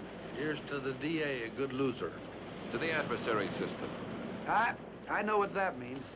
It's not who's guilty that counts, it's who wins. I'll drink to that. Hey, I've got one for you. To the fingerprint on the doorknob with its little swirls and curls. That strange print smudging out all others. May they find the man and someone else to defend him. You really think the fingerprint did it, huh? Of course. You really believe that? Well, why not? Even the DA admitted it belonged to the last person to use that door. It convinced me and the jury. You guys really break me up. You want to know something? Fingerprint may have sold you, but I sold the jury. Here, here. You better believe it. That's the biggest sale I ever made. Not just some lousy little rental or some little real estate lot, but my life. Nah, baby, it wasn't a strange fingerprint. I didn't depend on that. You were good. Good. Listen, I looked him over, that jury of my peers, and I picked out that knuckle-cracking old man. I figured I'd sell him a bill of goods because he looked like he'd been suckered all his life. I either played that scene right or I got the cyanide pellets. Splash. The end of Harry Carter. I had to prove I was innocent. Also, that a lot of people were wrong about me and owed me something. Like my boss, like the Martini lunch crowd. To the lunch crowd, may they crawl in remorse. They'll crawl. Just enough to let you back in. But don't forget, they're not like the old man with the knuckles. And Mary Ellen Vance is still dead. Wonder if they'll ever find the man. What do you think, Harry? I would bet on it. Oh, they'll find him, Harry. You see, the killer's got a life to lead. And a lot more troubles. The cops don't. They just have to find him, that's all. And you know something? It's not a dumb cop or a smart cop that finally nails him. It's the system. They'll find him, Harry. And they'll nail him.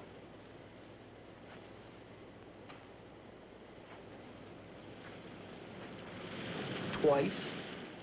Everything you say is right, but they gotta make it stick the first time. They don't get a second shot at him, do they? No. I mean, even if they can prove it, they can't try him twice now, can they? Are you trying to tell us you killed her? What the hell do you care? You won the case, didn't you? Even though I was the guy that hit the 3-2 pitch. You haven't answered his question. Tell me a little more about this privileged communication bit. Is it for real? It's for real. Anything you tell us is as safe as if you told it to a priest. We can't repeat anything if our lives depended on it. That is, unless we wanted to be disbarred. So, you can answer his question, Harry.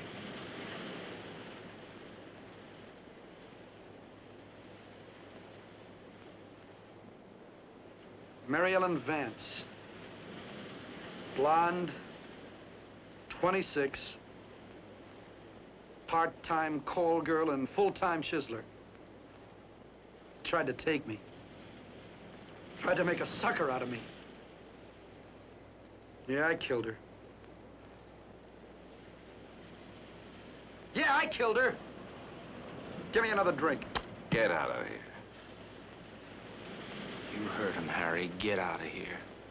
The code keeps us silent, but it doesn't say we have to like it.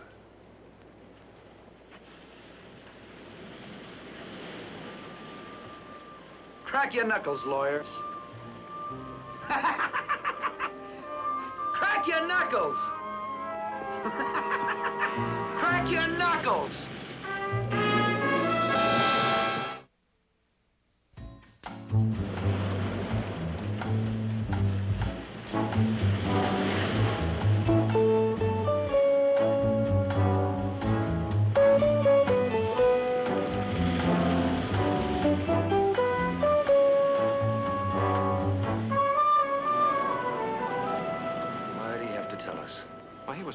himself. He beat the rap. He got away with it. Now, you can't accomplish something like that and live with it all by yourself. No, you had to tell somebody. Somebody who could really appreciate it and can't do anything about it. Like us. I'd still like to crack his jaw. That's assault and battery. Well, I plead temporary insanity. I didn't know what I was doing. Come on, it's better just to forget it. Forget it, huh? That's right. Just forget it.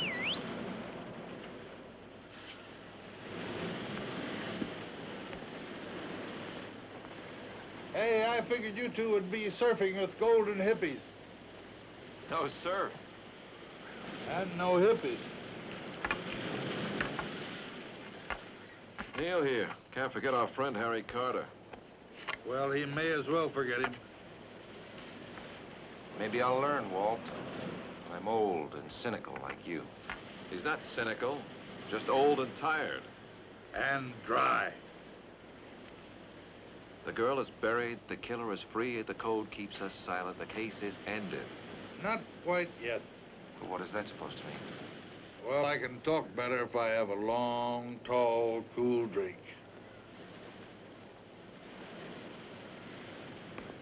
You know, I'm not built for these sun-drenched beaches.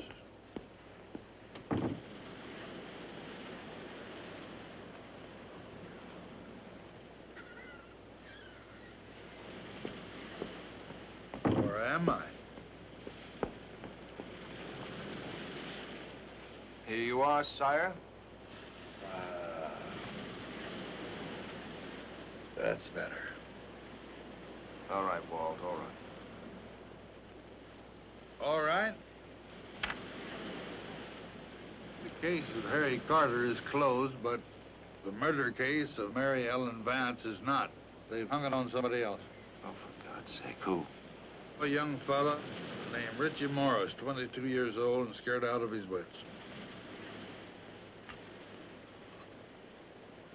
Remember that fragment of a fingerprint?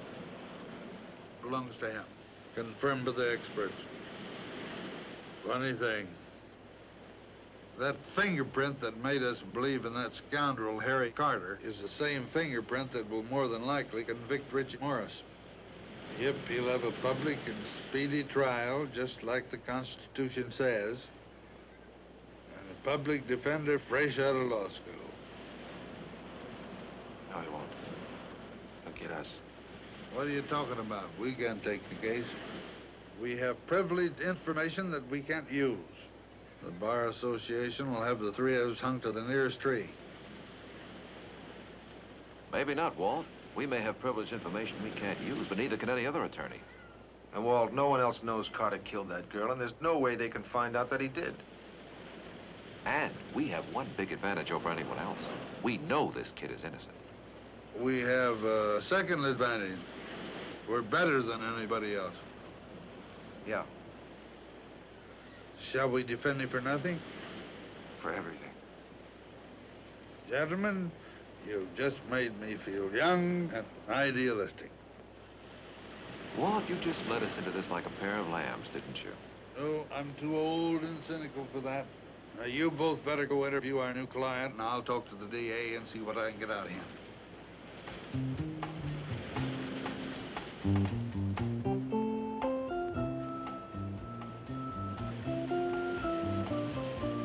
You're not so old, Walt. You do have your moments. But not enough of them.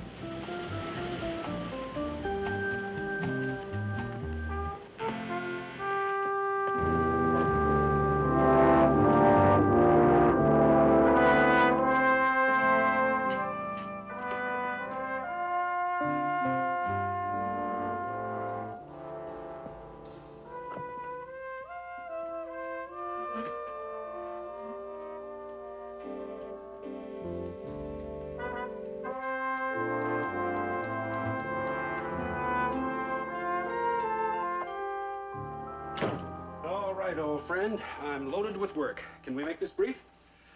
Yep, just for you. What do you got on Richie Morris? Why? Are you taking the case? I'm writing a book on what happens to black men in white courts. Well, you'll be sure to get me a copy, won't you? Autographed. Yeah, we're taking the case. How many times do you want to beat this charge? Once more. This time you've got yourself a loser. In fact, it's such a cinch, I hate to tell you about it. Why don't you just tell me about it anyway? All right. To begin with, his record starts at age 12. Man, I'm a thief. I've been busted before many times. Never stole much of anything. What? What? What did you steal? Radios, clothes. I stole a car once just for a ride. Portable TV sets. I broke a few places. But I never killed. You gotta believe me, I never killed. Not even a bird. What were you doing in that girl's apartment? You were there, weren't you? Why should I trust you? Satisfied? It's not good enough, Al. An officer suddenly remembers stopping him. Now, why didn't he remember that when Carter was on trial? He questioned Morris 20 blocks from where the girl was killed. There was nothing on him, so the officer let him go. And suddenly he remembers, 3 months later. You don't expect me to believe that, do you? So it's up to you.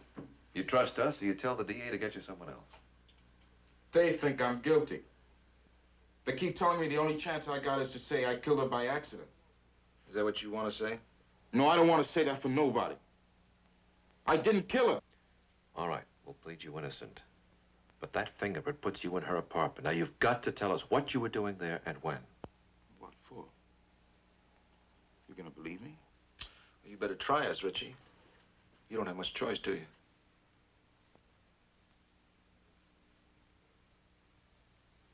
I went there just to steal something. I was trying all the doors of all the apartments that weren't showing any light. This place was dark.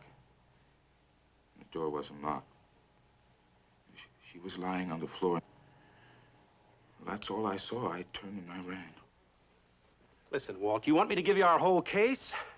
All right, we have a witness who saw Morris there, and I mean right there, at the girl's apartment. Her name is Emma Greenlee. She's a housekeeper next door. All right, Al, you got a witness. But where's she been? Why didn't she show up when Carter was on trial? I think I'll let her answer that, from the witness chair. You don't believe me, do you? It might be safer to plead guilty to a lesser charge, but we believe you.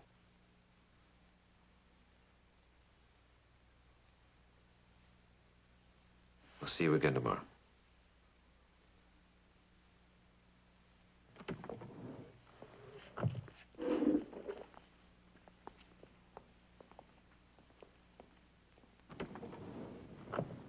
Oh, we can't win it, Neil.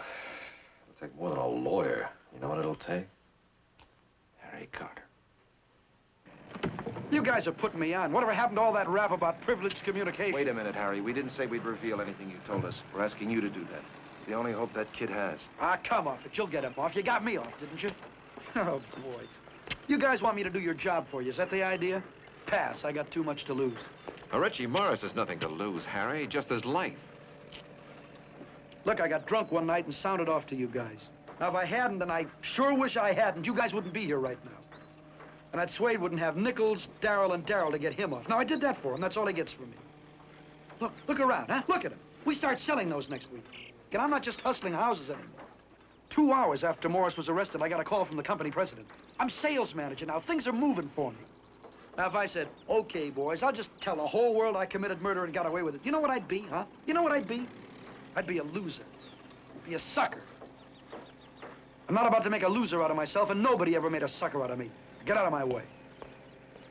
Harry, listen to me. If Richie Morris is found guilty, he'll get the death sentence. Now, even if you live to own this company, can you live with that? I won't be found guilty. You guys are too good to let that happen. He was seen there, Harry. He doesn't stand a chance. You're the only one who can save him. Sounds to me like he's lost. I suggest you get lost, too. Neil, relax.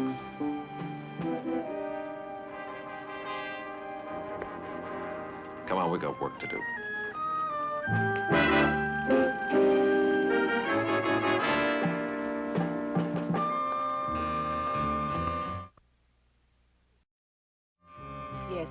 He was running all right. He almost bumped into me. But it... Go on, Mrs. Greenlee. Well, he didn't seem to see anything. But that doesn't mean he'd done something awful. It could have been he'd just seen something. Objection. Objection. Sustained. The witness will refrain from making comments on the facts. But that was long ago now, wasn't it? Yes, sir. That was quite some time ago. About 3 or 4 months now. Well, why didn't you come forward at that time when you knew a murder had been committed? You knew, didn't you? Yes, sir, I knew. Then why didn't you come forward?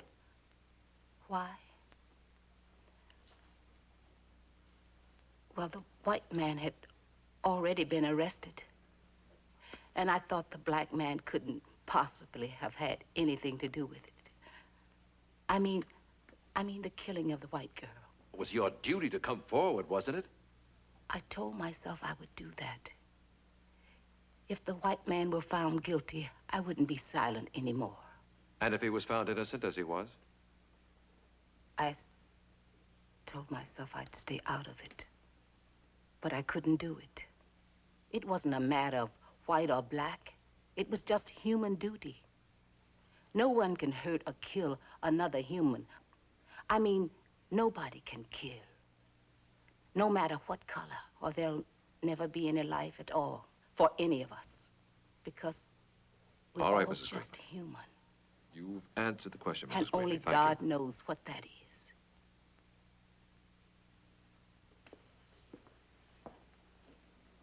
Mrs. Greenlee, you were only a few feet away from Mary Ellen Vance's apartment for several seconds before Richie Morris appeared. Yes, sir. About 5 or 10 seconds. Now, did you hear anything from inside that apartment? A struggle, a sound like a body falling? No, sir. I heard nothing like that. You heard no sound at all from inside that apartment? No, sir. I heard no sound at all. Thank you. Now, I don't remember too much of it. I was there. I needed something to sell. To finance a habit? No, sir. Nothing like that. You were out of work? I don't work, sir.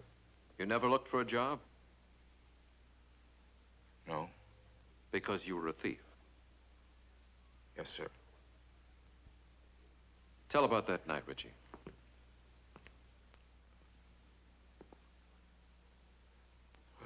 Like I told, you try a door. Most of them are locked. Or a window. This door ain't. And I just walk in and it looks dark and empty. Then all of a sudden I see her.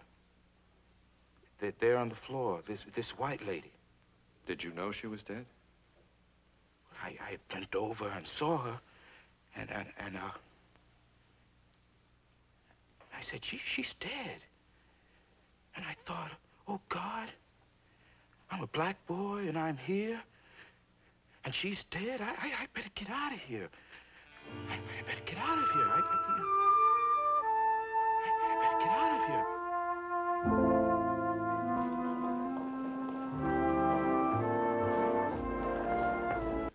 Oh, Richie Morris went into that apartment to steal.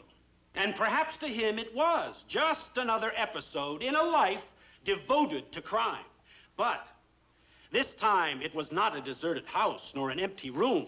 This time the inevitable happened and he was interrupted in his grim chore. Inevitably, the thief became the murderer. A thief cannot call for help. Nor can he leave behind a witness to his crime. A thief must kill and run. Kill as a cornered rat would kill and run in blind fear. Emma Greenlee came forward to testify against Richie Morris because, in her own words, nobody can kill, no matter what color, or there will be no life at all. Ladies and gentlemen, I say that too. And in saying it, I urge you to find Richie Morris guilty of murder in the first degree.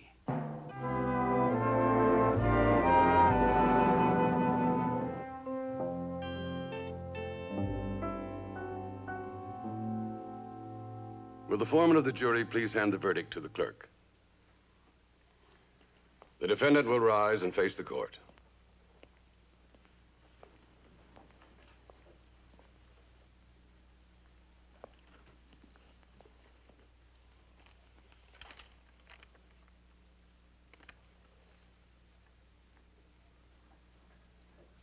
We, the jury, find the defendant, Richie Morris, guilty as charged.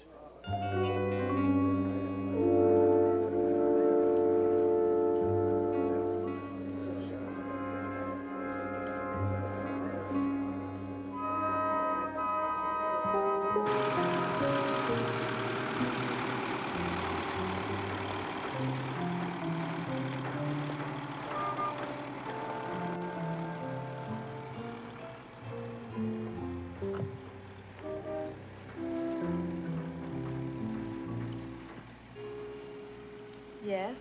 Mr. Harry Carter in? I'll see if he's busy.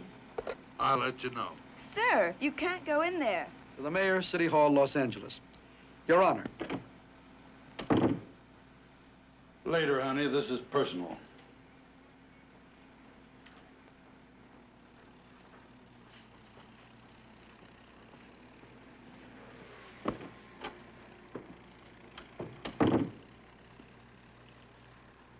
Sit down, Mr. Nichols. Thank you. Well, you moved up in class. Promotion to promotion. As events vindicate your name. Well, things have changed. Well, I hope not too much, because I want to ask you a favor. For you, anything. For Richie Morris. You won this beautiful office, and he won the gas chamber. I thought that might change things a little. Now, look, I told your associates how I feel about this. Nothing's changed. Come on, nobody gets the gas chamber these days. He'll get his sentence commuted, and he'll be in prison, where he belongs. He'll be in death row where he does not belong. He just stepped out. Call back in a half hour. I'm not fond of capital punishment, private or public. I believe only God should mark a man's calendar. I might just cop out on you. Which would get you disbarred.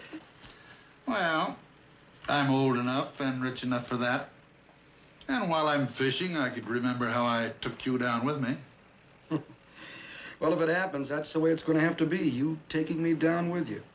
A lot of murders, Carter, are just crazy impulses like your first one. But your murder of Richie Morris is going to be a long agony. I don't think you're mentally strong enough to handle it. I think you'll crack. Now, look, Mr. Nichols. When your partners tried to get me to dump my whole life for this guy, I said no, but I didn't mean it. I figured that if you didn't get him off, I'd do it for you. Again. Now, that's before I knew he was a habitual criminal. I didn't know that I'd be getting a man out of prison who'd be back in again in 6 months, and then back again for the rest of his stinking life. So the answer is no, and this time it's final. Now, my life may not be very important, but it's pretty important to me, and a lot more important than 6 months of freedom for a born loser.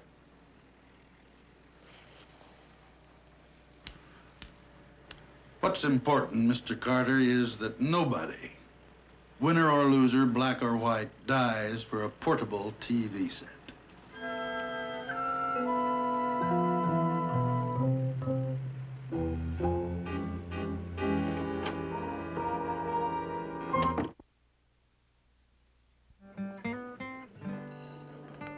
I'm Thelma, Richie Morris's girl. I sent you the note. I didn't think you'd show. Why not? Richie didn't want me to have any part of it. Come to court or even visit him, and I promised. I wish I hadn't. I wish I could say, like in the movies, he spent that night with me. But the movies are all dreams. Well, I'm very happy to meet you. Like hell. Why? Because I believe in Richie. Maybe you do. You worked for nothing. You mean for no money? Is there something else? Did you love him for money? Sometimes he did a comedy turn in some joint for a sandwich. And what do they call it? Exposure. And he really was funny. Kind of dumb and freaked out. And kind of lovable. Like a nice black loser. I didn't know that about him. You didn't know anything about him, but his bad luck and his fear and his color. But Thelma, we did our best. All the law allows. Only the law is white. I'm sorry. You gotta forgive me. Forget it. I've got this money for you and him. Taps me out. It's $400. I thought it might buy something like an appeal or some palm to grease or... We appealed. We lost.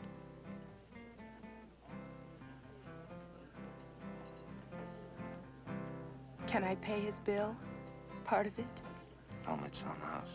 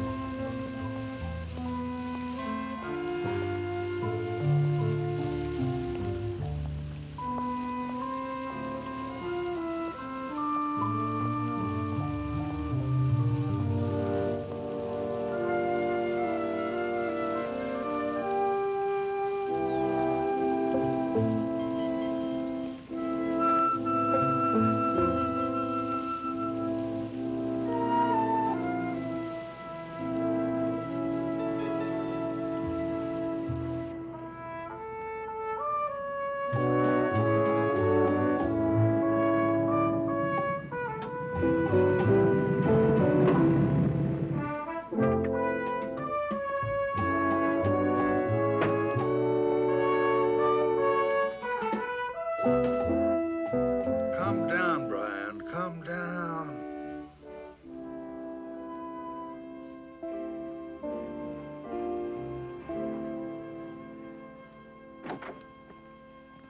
Where have you been?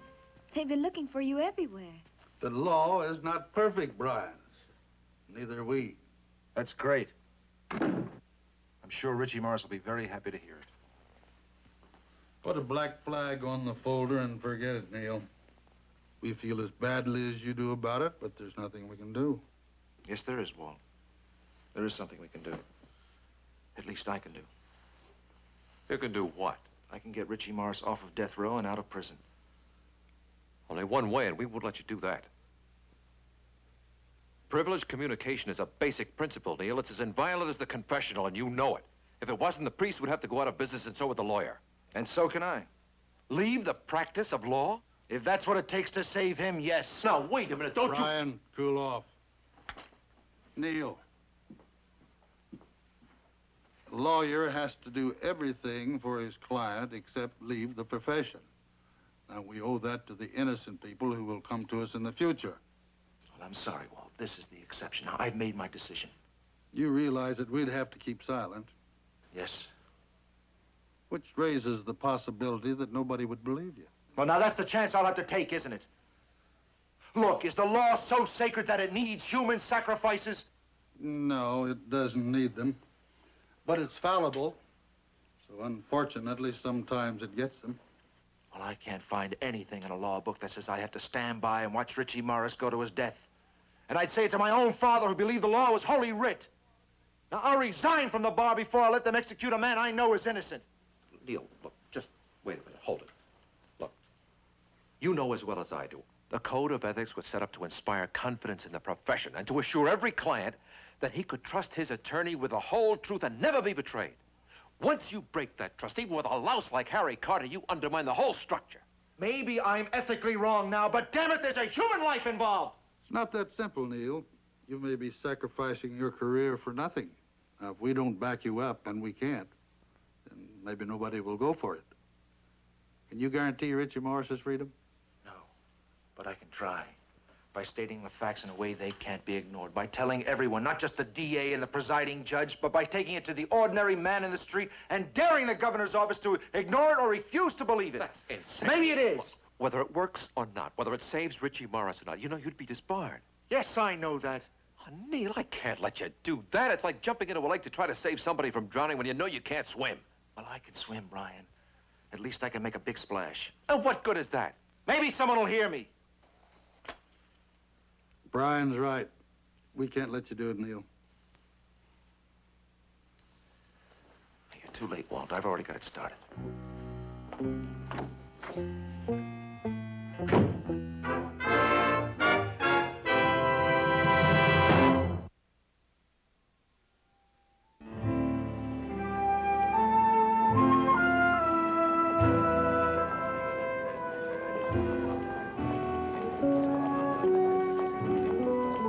Listen, which one's Daryl?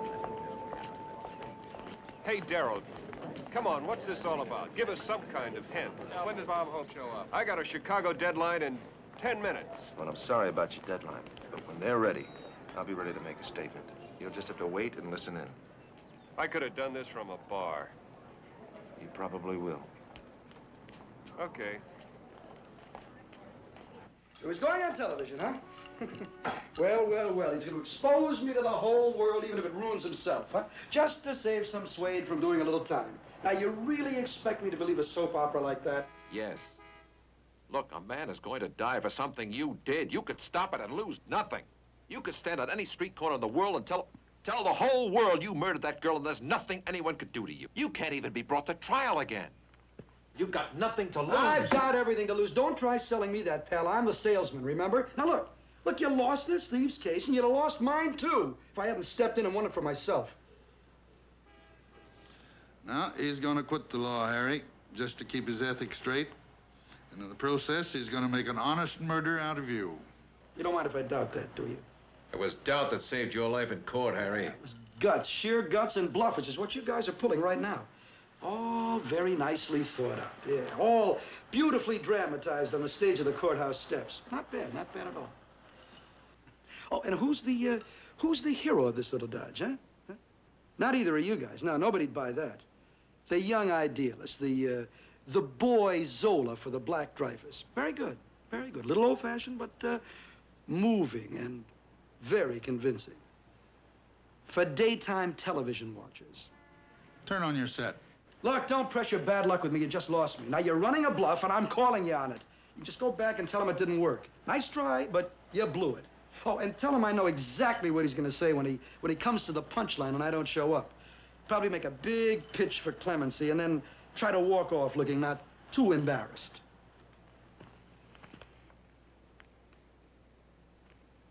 Come on, Walt. You know, I once called a man's bluff in New Orleans. Called him on openers. Guess what he had? You're wasting my time. 4 aces.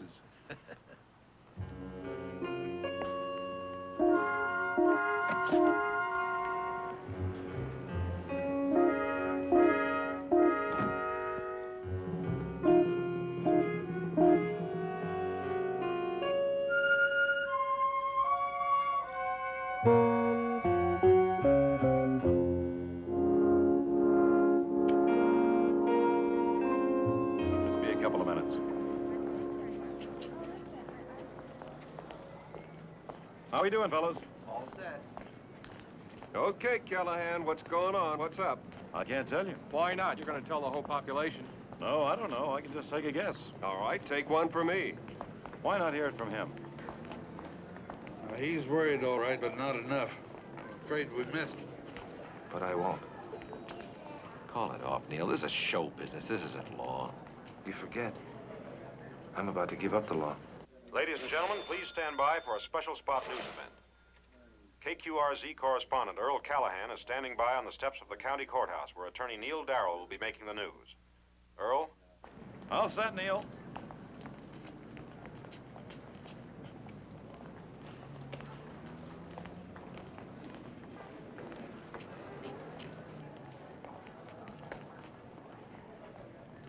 Ladies and gentlemen, I would like to talk to you. The press, television, and the people of this state. Most of all, the people. A great injustice has been done. It has to do with a murder case in which I was involved as one of the lawyers who helped defend a man who was accused of killing a girl, Mary Ellen Vance. You may recall it was September of this year. The name of the man I helped to defend for that brutal crime was Harry Carter. Harry Carter was acquitted, but the matter did not end there. You see, sometimes murder exacts a bloody toll from the innocent as well as the guilty. For that crime, another man was found and tried. His name is Richie Morris, whom we believed innocent, and so defended as well. But Richie was found guilty, sentenced to death.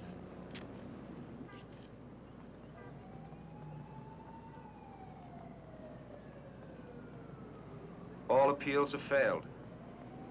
Now there is no legal barrier to stand between Richie Morris and the gas chamber. As a servant of the law, I am powerless to do more than I have already done. And in accordance with our system of justice, Richie Morris must go to his death. But Richie Morris should not and cannot die for a crime he did not commit. I speak to you today not as a servant of the written law, but as a person also dedicated to the inherent right to justice of every human being on earth. That is why I can no longer conceal the truth as I have known it since. Neil.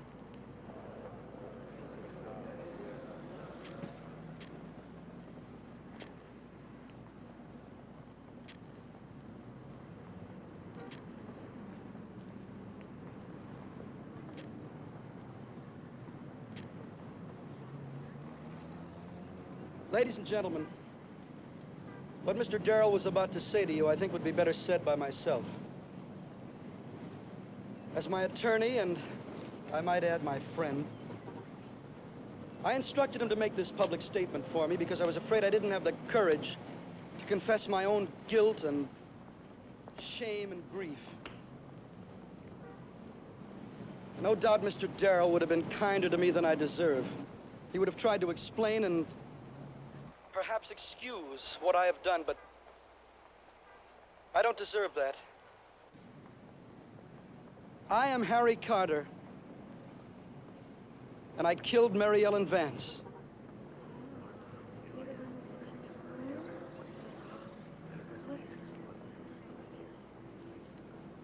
I did not mean to hurt her.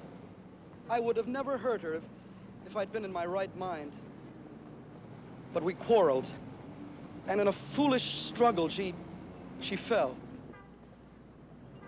And if I am punished or scorned, I ask... They're gonna vote that guy the Purple Heart. Somehow understood if I've waited too long to speak. Let me say it's only been in my own selfish interests, in my unwillingness to harm my reputation, my position, my small, and I might add, totally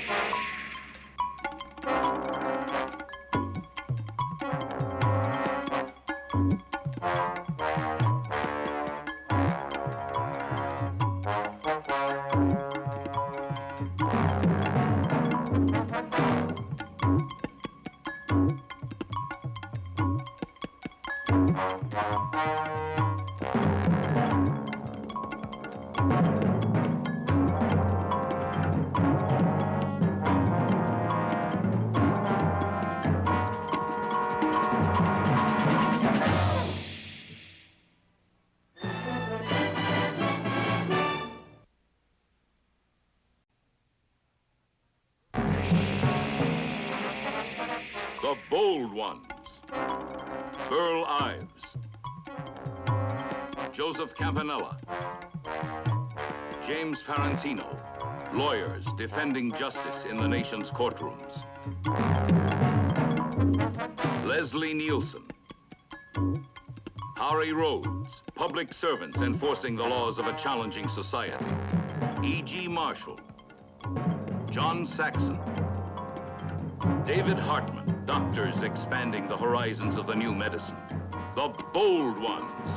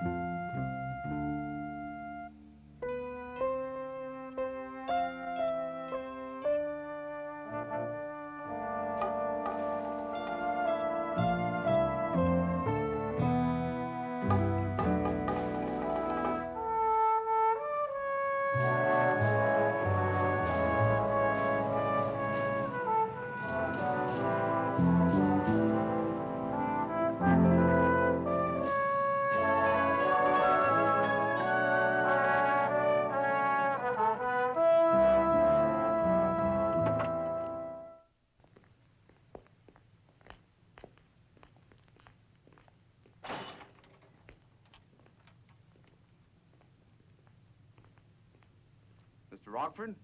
This is Mr. Nichols. Been appointed by the court to represent you. At his request. Mr. Rockford. Just leave us alone.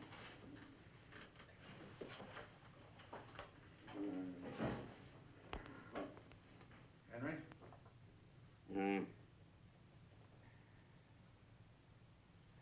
You actually don't remember me.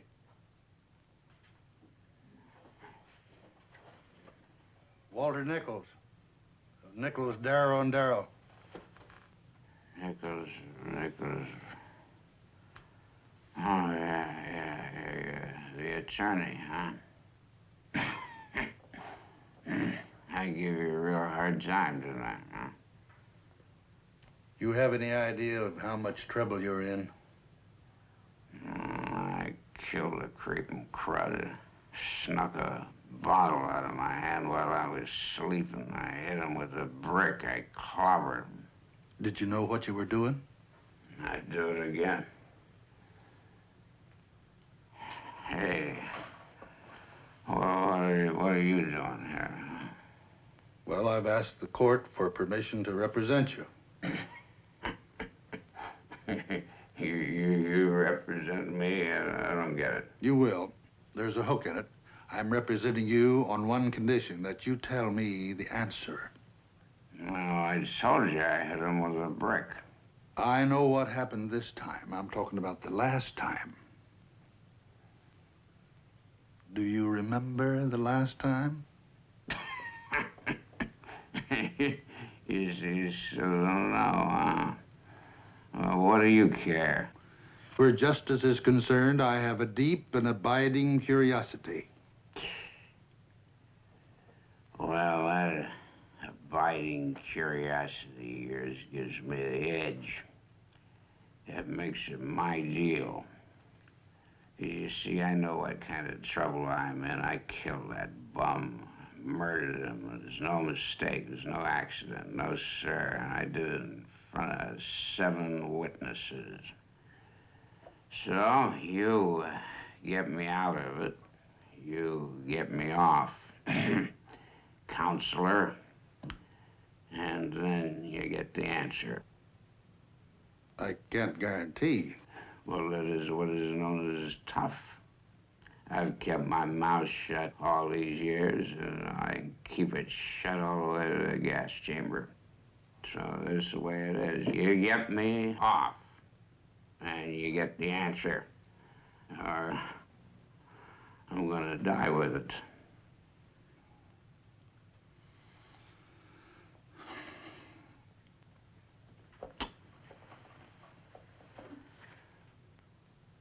All right. You got yourself an attorney. We'll make a start in the morning. I need some fresh air. We're through for now. I don't want anyone giving him a shave or a haircut.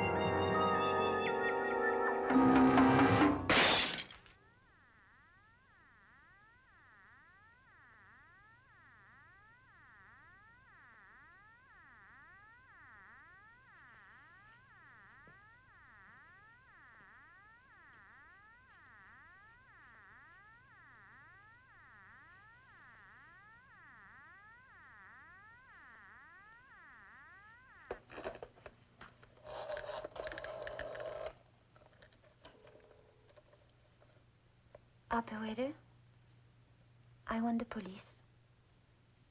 What? I'm not sure I know. Homicide, I suppose. I want to report a murder. Yes, thank you. Hello? Would you please send someone to 1797 North Switzer? A woman has been killed. Yes, I'm sure. I killed her. What did you use? That candlestick. What's your name? My name is Mrs. Rockford. Mrs. Henry Rockford. What else did you tell him? Not very much. Only that I killed her. I shouldn't have, I suppose. Told them, I mean. You said you shouldn't have told them, not that you shouldn't have done it. You feel you were justified? Oh, no. Never. This woman's been your husband's mistress for, you said, 3 years. And all of a sudden you had to talk to her. Now, why? Well, I didn't even know she existed until the night before. I felt compelled to talk to her. I wanted to see what it was in her that would make my husband leave me.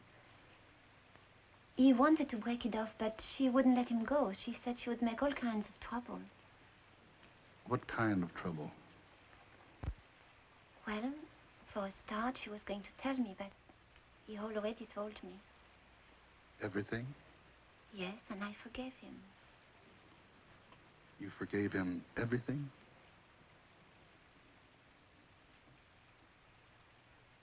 No. Where is he now, your husband? I don't know. They're trying to locate him. He left town and he didn't tell me where he went. He said he had to get away to think. About Carol Peterson? What to do about her. Even though you'd forgiven him? But she still could have hurt him. He's manager of the West Valley branch of Clifton Savings and Loan, and that's a very sensitive job. You had no intention of doing what you did? That wasn't what you had in mind when you went to Carol Peterson's house? Oh, no. I went there to talk. Who are you, Mrs. Rockford, telling me to let go? You let go. Get out of his life and begin by getting out of my house, where he really lives his life. I'll get out when you promise me that. I'll promise you nothing. Where is he anyway? Where's he hiding? If there's any deciding to do, who splits up with who, let him do the choosing. I made him feel like a man for 3 years. And he gets with you for one night and he's a mouse again. How little he must have thought of himself to spend 3 years with you.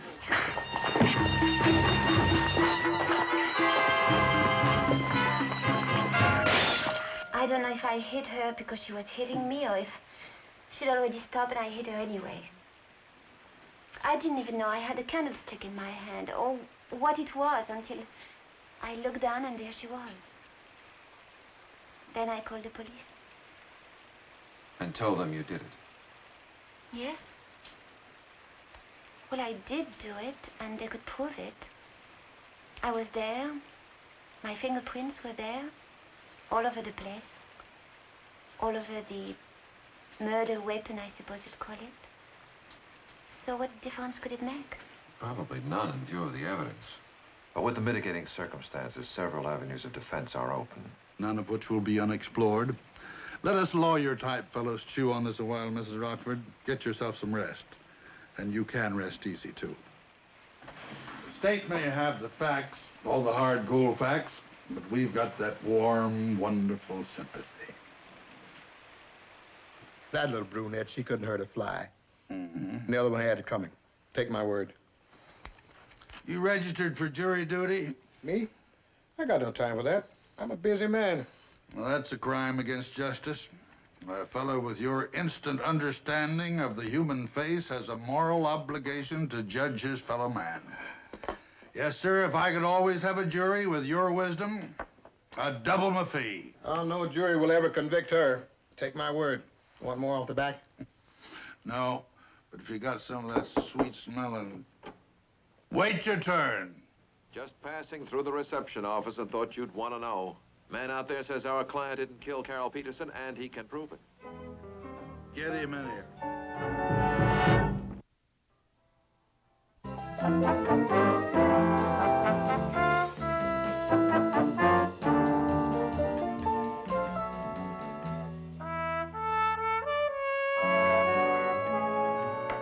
See you Friday.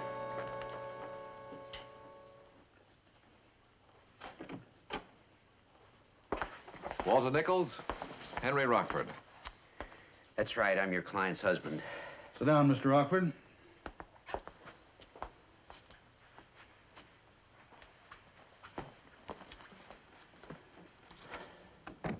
My wife did not kill Carol Peterson.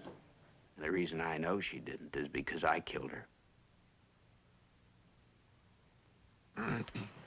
Mr. Rockford, before you run too far with that, be advised that the police and the district attorney's office have built up a case against your wife on solid evidence. Your wife wasn't weaving a fantasy when she put in a prior claim to this murder. She was there when the police arrived. Her fingerprints were everywhere, especially on the murder weapon. Yours weren't. Now, we appreciate what you're attempting to do. Oh, now, damn it, I'm not making a gesture. I'm not lying to protect my wife. Don't you see it's the other way around? She's lying. Well, why didn't you come forward sooner? I didn't know what she'd done. I just picked up a paper. I just got back into town. Where have you been? Up in the mountains, a place called Rim of the World, near Lake Arrowhead. I went up there last Friday night. I took a cabin, went up there to think, to try to make a decision. Decided what? To kill your mistress? No, I never intended to do that. I couldn't think, I couldn't sleep, I couldn't sort things out. I knew I had to call Carol. Couldn't get out of that. I had to do that.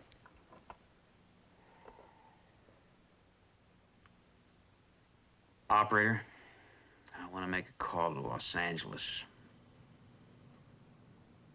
Rocky? Suzanne called me Henry.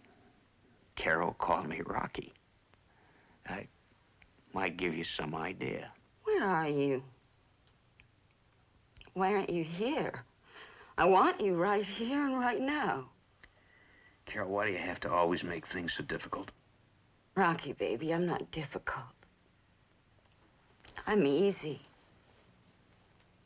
Always have been. I made it easy for you. So easy. And I'm gonna make it easy for you now. Easy? What do you mean easy? A way out, baby. I'm giving you that. You're not gonna do something crazy, are you? No. Something smart. Something logical. Simple arithmetic. 3 minus 1 leaves 2. All right, now listen to me, Carol. I'll get there as soon as I can, but I'm up in the mountains. I'm near Lake Arrowhead. It'll take me an hour and a half to get there. That'll be nearly midnight. Why not forget it? Stay up there on your mountaintop. Chances are you'll never make it anyway. Listen to this. Know what this is? It's pills. Carol, stop it. So, if you're not here by 12 o'clock, darling.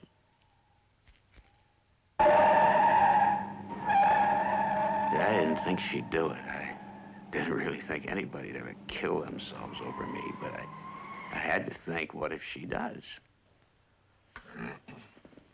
And now, I wish she had. Disappointed. I should have known better than to feel sorry for you. You are so right. You're the one to feel sorry for. You're the one with everything to lose, not me. That's right. For 3 years, I've been willing to risk it, even to lose it. And for what? For nothing.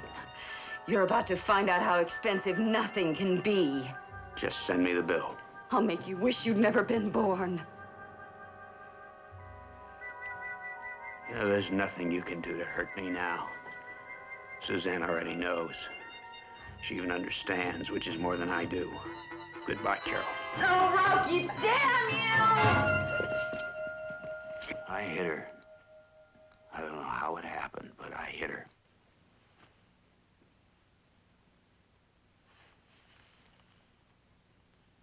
Carol?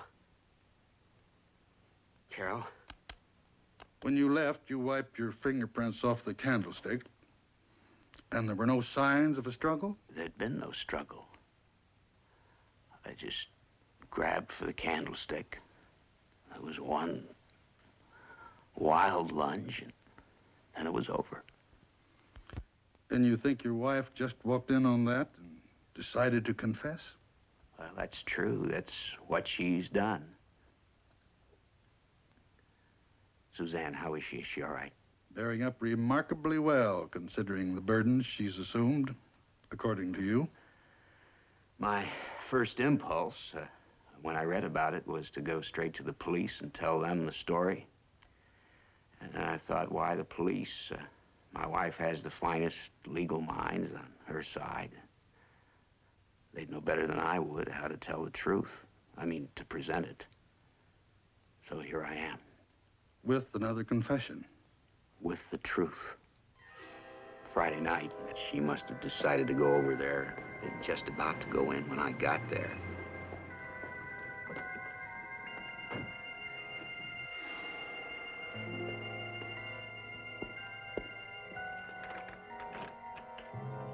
She might have seen me go in. Maybe she only arrived in time to see me leave. Anyhow, one way or the other, she knew I'd been there just before she arrived. And when she walked in, she saw what I'd done. Now, I know it's hard to imagine why she did it, but it isn't hard to imagine what she did.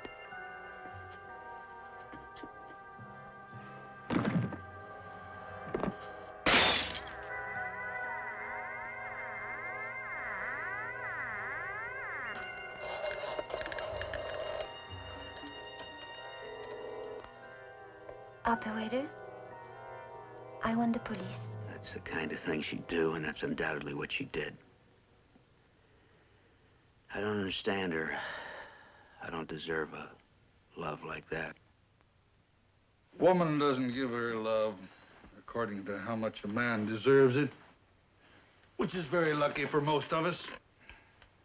After you left Carol Peterson's bungalow, where did you go? Back to the cabin in the mountains. To set up an alibi. I'll admit that. I was pretty sure that no one had seen me leave the cabin, that no one had seen me drive into L.A. or back again. If Suzanne weren't involved, I would have told my lie. I would have done anything I could to avoid connecting me with the killing.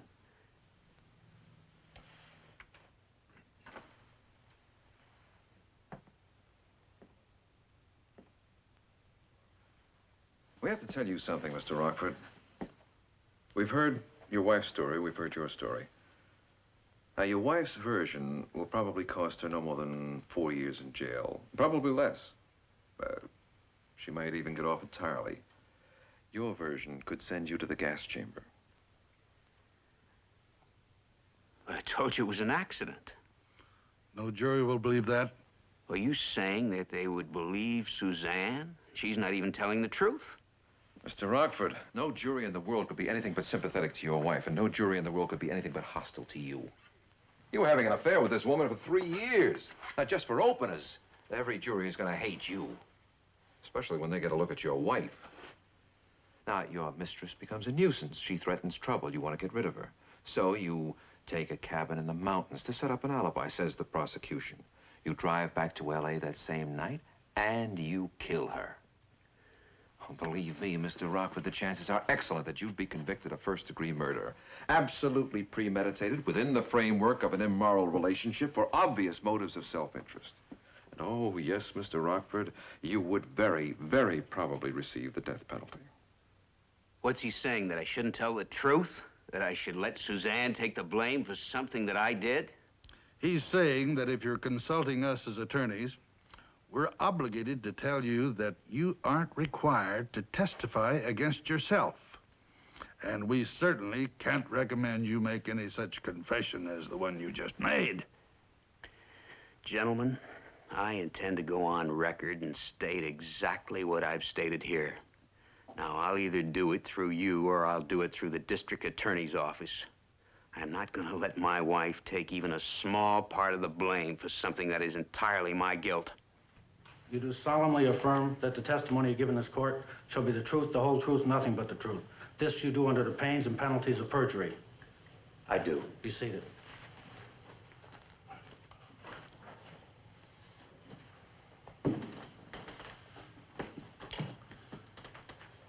Now, Mr. Rockford, did you come to my office on the morning of September the 11th and relate to me and to Mr. Brian Darrell an eyewitness account of the murder of Carol Peterson?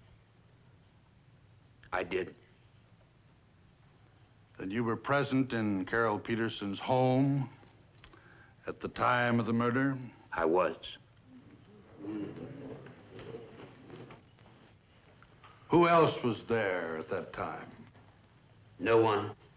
Only myself and Miss Peterson. Just you and Miss Peterson? That's right. Did you kill Carol Peterson? I did.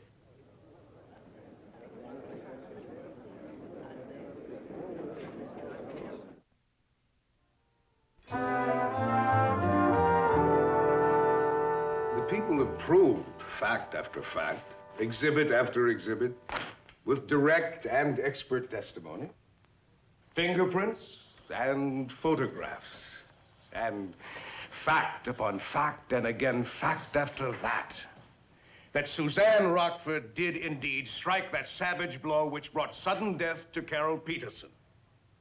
It was the hand of Suzanne Rockford which struck her down, which gripped that candlestick when it became the instrument of murder. It was the strength of her arm which brought it smashing down to end the life of her rival. It was her will, her brain, her mind, which put that hand and that arm into motion to kill. Yes, ladies and gentlemen, to kill her husband's mistress. Now, in the case of the people versus Suzanne Rockford, the people have proved all that. Proved it beyond any reasonable doubt. And what about the defense? What does the defense prove? The defense has proved one point only, that chivalry is not dead. We have been treated Yes, ladies and gentlemen, we have been treated to a display of gallantry and sentiment straight out of some Victorian novel. The injured wife is being tried for murder. The erring but penitent husband rushes to her side to take the blame, to confess the crime, to bear the guilt, to endure the punishment, and thus, by noble sacrifice, balances the scales for the wrongs he has done her. Purification through self-sacrifice, a familiar Victorian theme. And to Walter Nichols, our distinguished and venerable counsel for the defense, our thanks for this nostalgic reminder of less complicated days. Regrettably, lace valentines have no place in the business at hand. Neither the defense nor the state has been able to produce one shred of evidence to substantiate one word of her husband's so-called confession. Not one witness who saw him leave the cabin on the mountain that night or return to it. Not one witness who saw him on his way to Los Angeles or on his way back. Even the gas station attendant, where he claims he stopped for gas, doesn't remember him. Now, for the very good reason. He was never there. A telephone call was made from the cabin that night to Carol Peterson's number. But that single piece of corroborating evidence, ladies and gentlemen, only serves to prove our case. It places him at the rim of the world. And nothing places him at the scene of the crime, where his wife was discovered by the police in answer to her summons and her message. I killed her.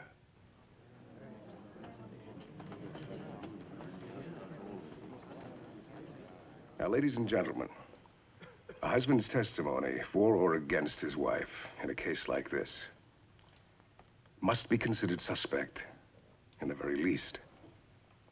And that, too, is a fact in a case built entirely upon facts.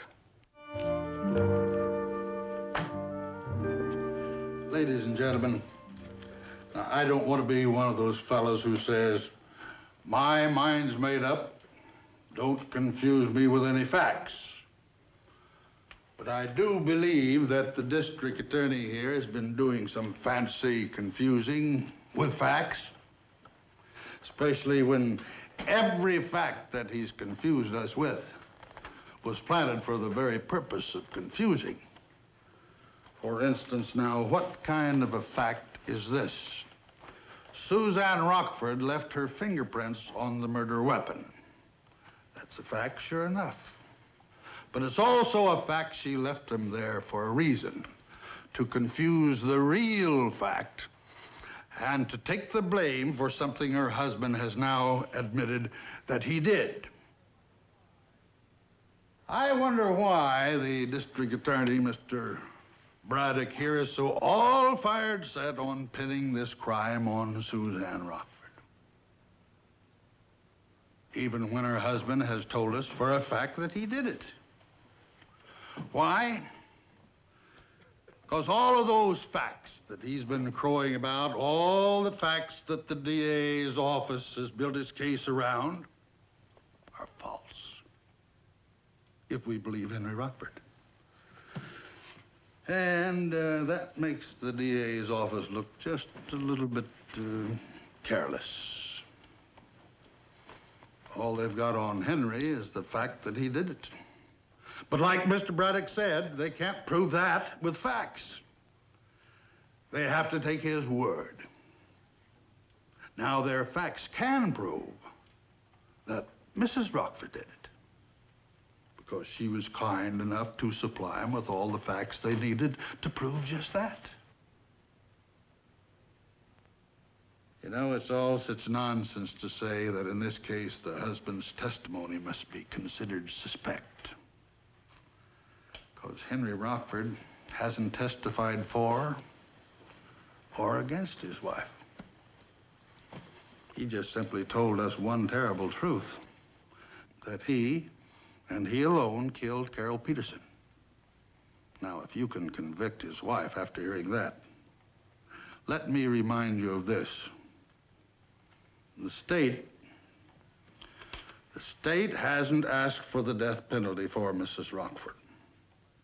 So the risk to her is slight compared to the risk Henry Rockford took if we believe him. Of course, when she's acquitted, sure as shooting, he'll be arrested, charged with murder in the first degree.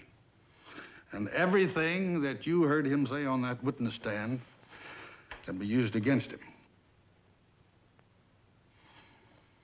I think the saddest, truest, and most important fact of all of this is that you just don't tell a story like that unless it happens to be the truth. Because, ladies and gentlemen, he could die for it.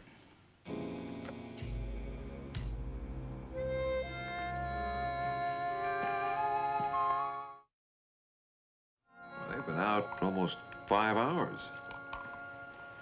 That is not good. Forget it.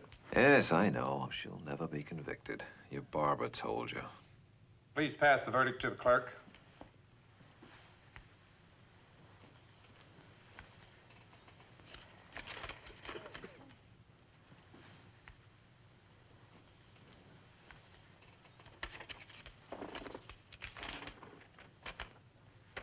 We, the jury, find the defendant, Suzanne Rockford, not guilty. Ladies and gentlemen of the jury, thank you for your verdict. You're excused. This court is adjourned. Oh, Henry, what's going to happen to you now? Henry Rockford, it's my duty to inform you that you're under arrest on a charge of murder in the first degree. You have a right to speak to an attorney, and that attorney can be present during questionings. I can say something without the advice of attorney. I mean, I do have that privilege, don't I? You have that privilege, yes. Good. Because I do have something to say, and I think it's terribly important that I say it right here and now. Mr. Braddock? Yes? I think it's important that you hear this. You see, sir, you can charge me with that murder if you want to. But I'm telling you right here that I intend to take the stand in my own defense, and that I will repudiate everything I said at this trial.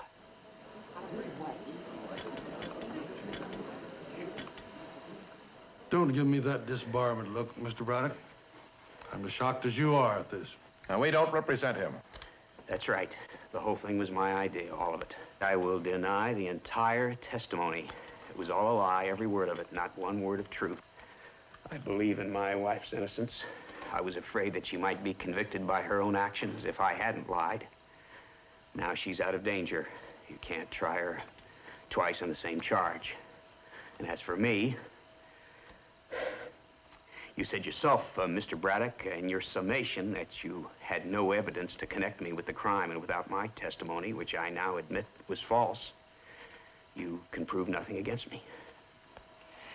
Mr. Rockford, you are under arrest on a charge of murder.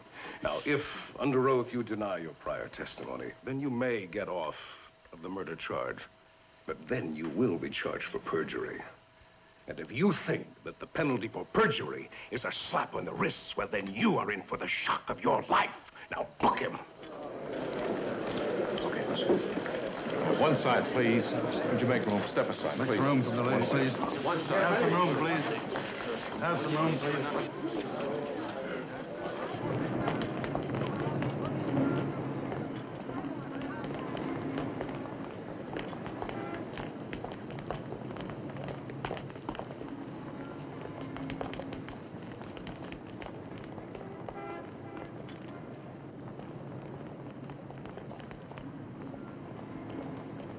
These scenes were taken less than 3 months ago, just after Suzanne Rockford was acquitted on a charge of murder. The not guilty verdict was returned by the jury largely because of the confession made by her husband, Henry Rockford. The confession he immediately repudiated just moments after his wife was acquitted. Henry Rockford, who was arrested immediately after his wife's trial, was acquitted today of the murder of his mistress, but was convicted on the charge of perjury and sentenced to 1 to 14 years in the state penitentiary at San Quentin. Near the campus of the University of Southern California. 1 to 14. With good behavior, could be out in 3. Think she'll be waiting for him? Think she appreciates what he did? Appreciates? My friend, here's the position that little lady is in now. Because he made that confession, then denied it the minute she was free, that verdict will always be in question. No, I doubt if she appreciates it. Wherever she goes, there'll be those who will think that she got away with murder. Not me. She only tried to take the blame because she loved him. And after you heard about that, he had to take the blame. Because he loved her. Mm-hmm. Right. And with that kind of love, I say she will be waiting for him when he gets out of prison.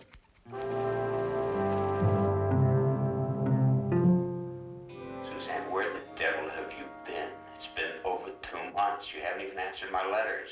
They've been going out of my mind. I'm sorry. Henry, I know it hasn't been very easy for you in the last 2 years. But it hasn't been easy for me either. No, I'll make it up to you. I promise. Henry, listen, please. You know I've been working. And I guess I worked too hard. At least the doctor said so. Poor baby. Well, the fact is that 7 weeks ago, I actually physically collapsed. Oh, no. And I was told then that if I didn't take it easy and go away and take care of myself, the doctor wouldn't answer for the consequences. I knew when I didn't hear from you that something must be wrong. But you're all right now. You look I went to fine. Coronado. Oh. Henry, I spent many nights thinking about the things I could say to you, the lies I was going to tell that could help. But I realized that there was no lie I could say that would help or make it easier, because you would know the truth. That's the way it would be. You would know as soon as you looked at me. You'd see it in my face. When I went to Coronado, I met a man.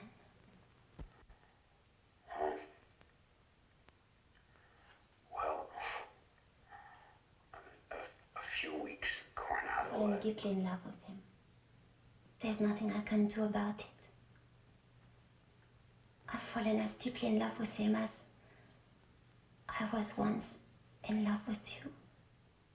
And that, ladies and gentlemen, was the beginning of the end for Henry Rockford.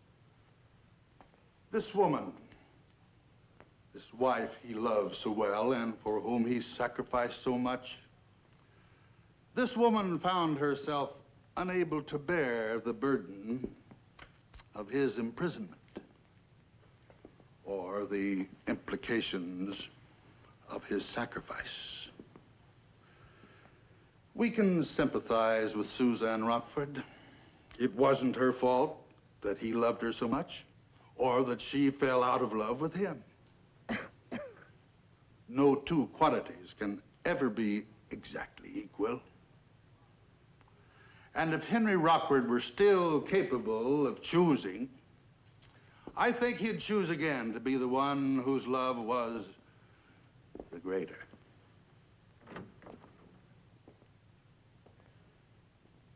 But there he sits.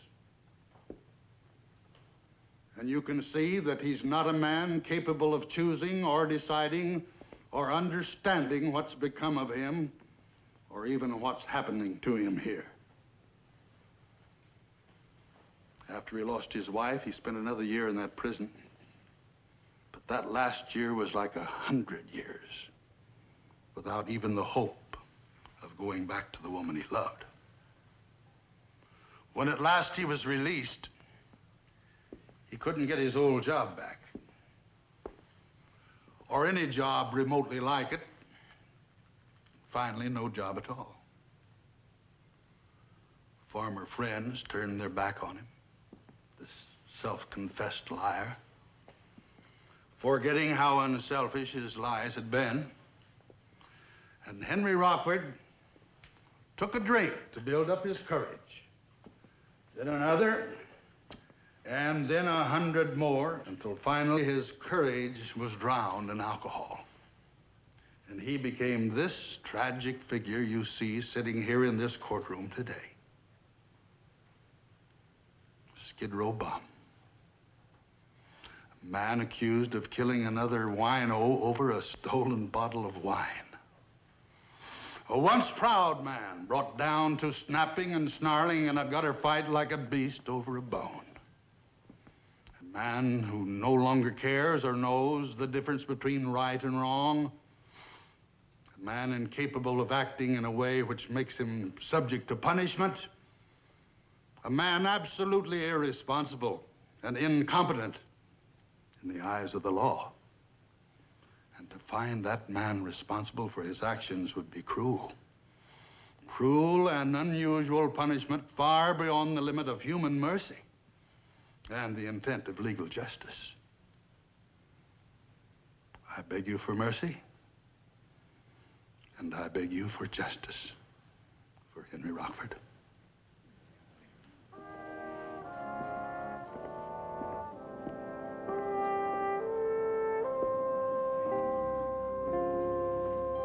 Beautiful. Did you see her? Oh, yes. But I'm at the summation. I believe there is nothing further to add. The jury will now retire to the jury room to consider its verdict.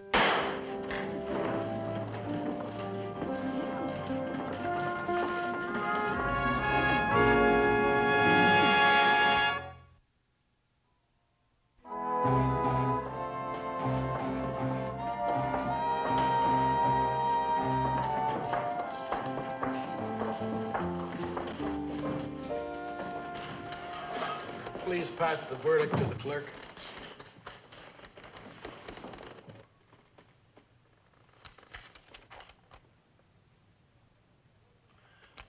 There will be no relaxation of order in the court when the jury's verdict is read. I intend to make a statement following the announcement. The defendant will please rise.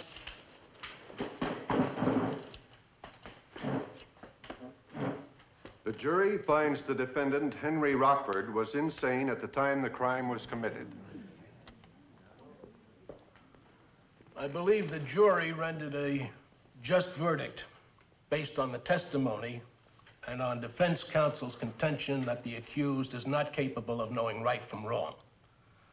That he is, in fact, incompetent in the eyes of the law. I am therefore remanding him to the state hospital for the criminally insane. The sheriff's deputy will take charge of the prisoner. This jury is dismissed with thanks. This court is now adjourned.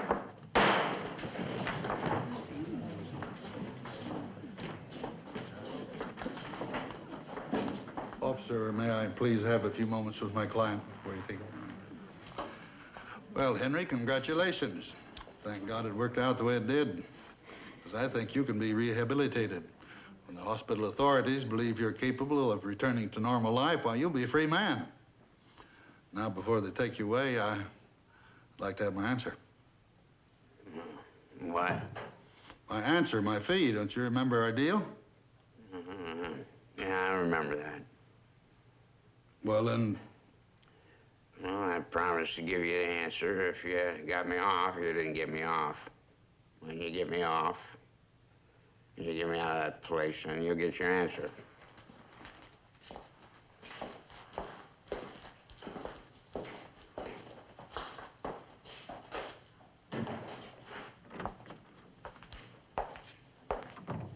Mr. Nichols, Mr. Darren, Mrs. Rockford. Mrs. Lawton. Oh, yes, of course. How nice to see you looking so well and prosperous. Well, thank you. From what I just overheard, I gathered that Henry made some sorts of arrangements with you to tell you the truth about the last time. Yes, if I got him off, but he doesn't seem to think that I kept my part of the bargain. Well, I do. I think it can be the beginning of a new life for him. And I'm very grateful to you. And because I am, I'm going to tell you the answer. If you do, I'll be eternally grateful. Well, it's all very simple, really. I'm the one who lied to you. What happened that night happened exactly as Henry said it did. He killed Carol Peterson. I happened to arrive just in time to see him drive away. I went in, and I found her like that, and decided to take the blame. So I put my fingerprints on the candlestick and did all the things that Henry claimed I did when he testified. In other words, the testimony which he said was a complete and absolute lie. Was the complete and absolute truth. I see. Well, now I really must go. My husband doesn't like to be kept waiting. Thank you very much to both of you for all you've done for Henry.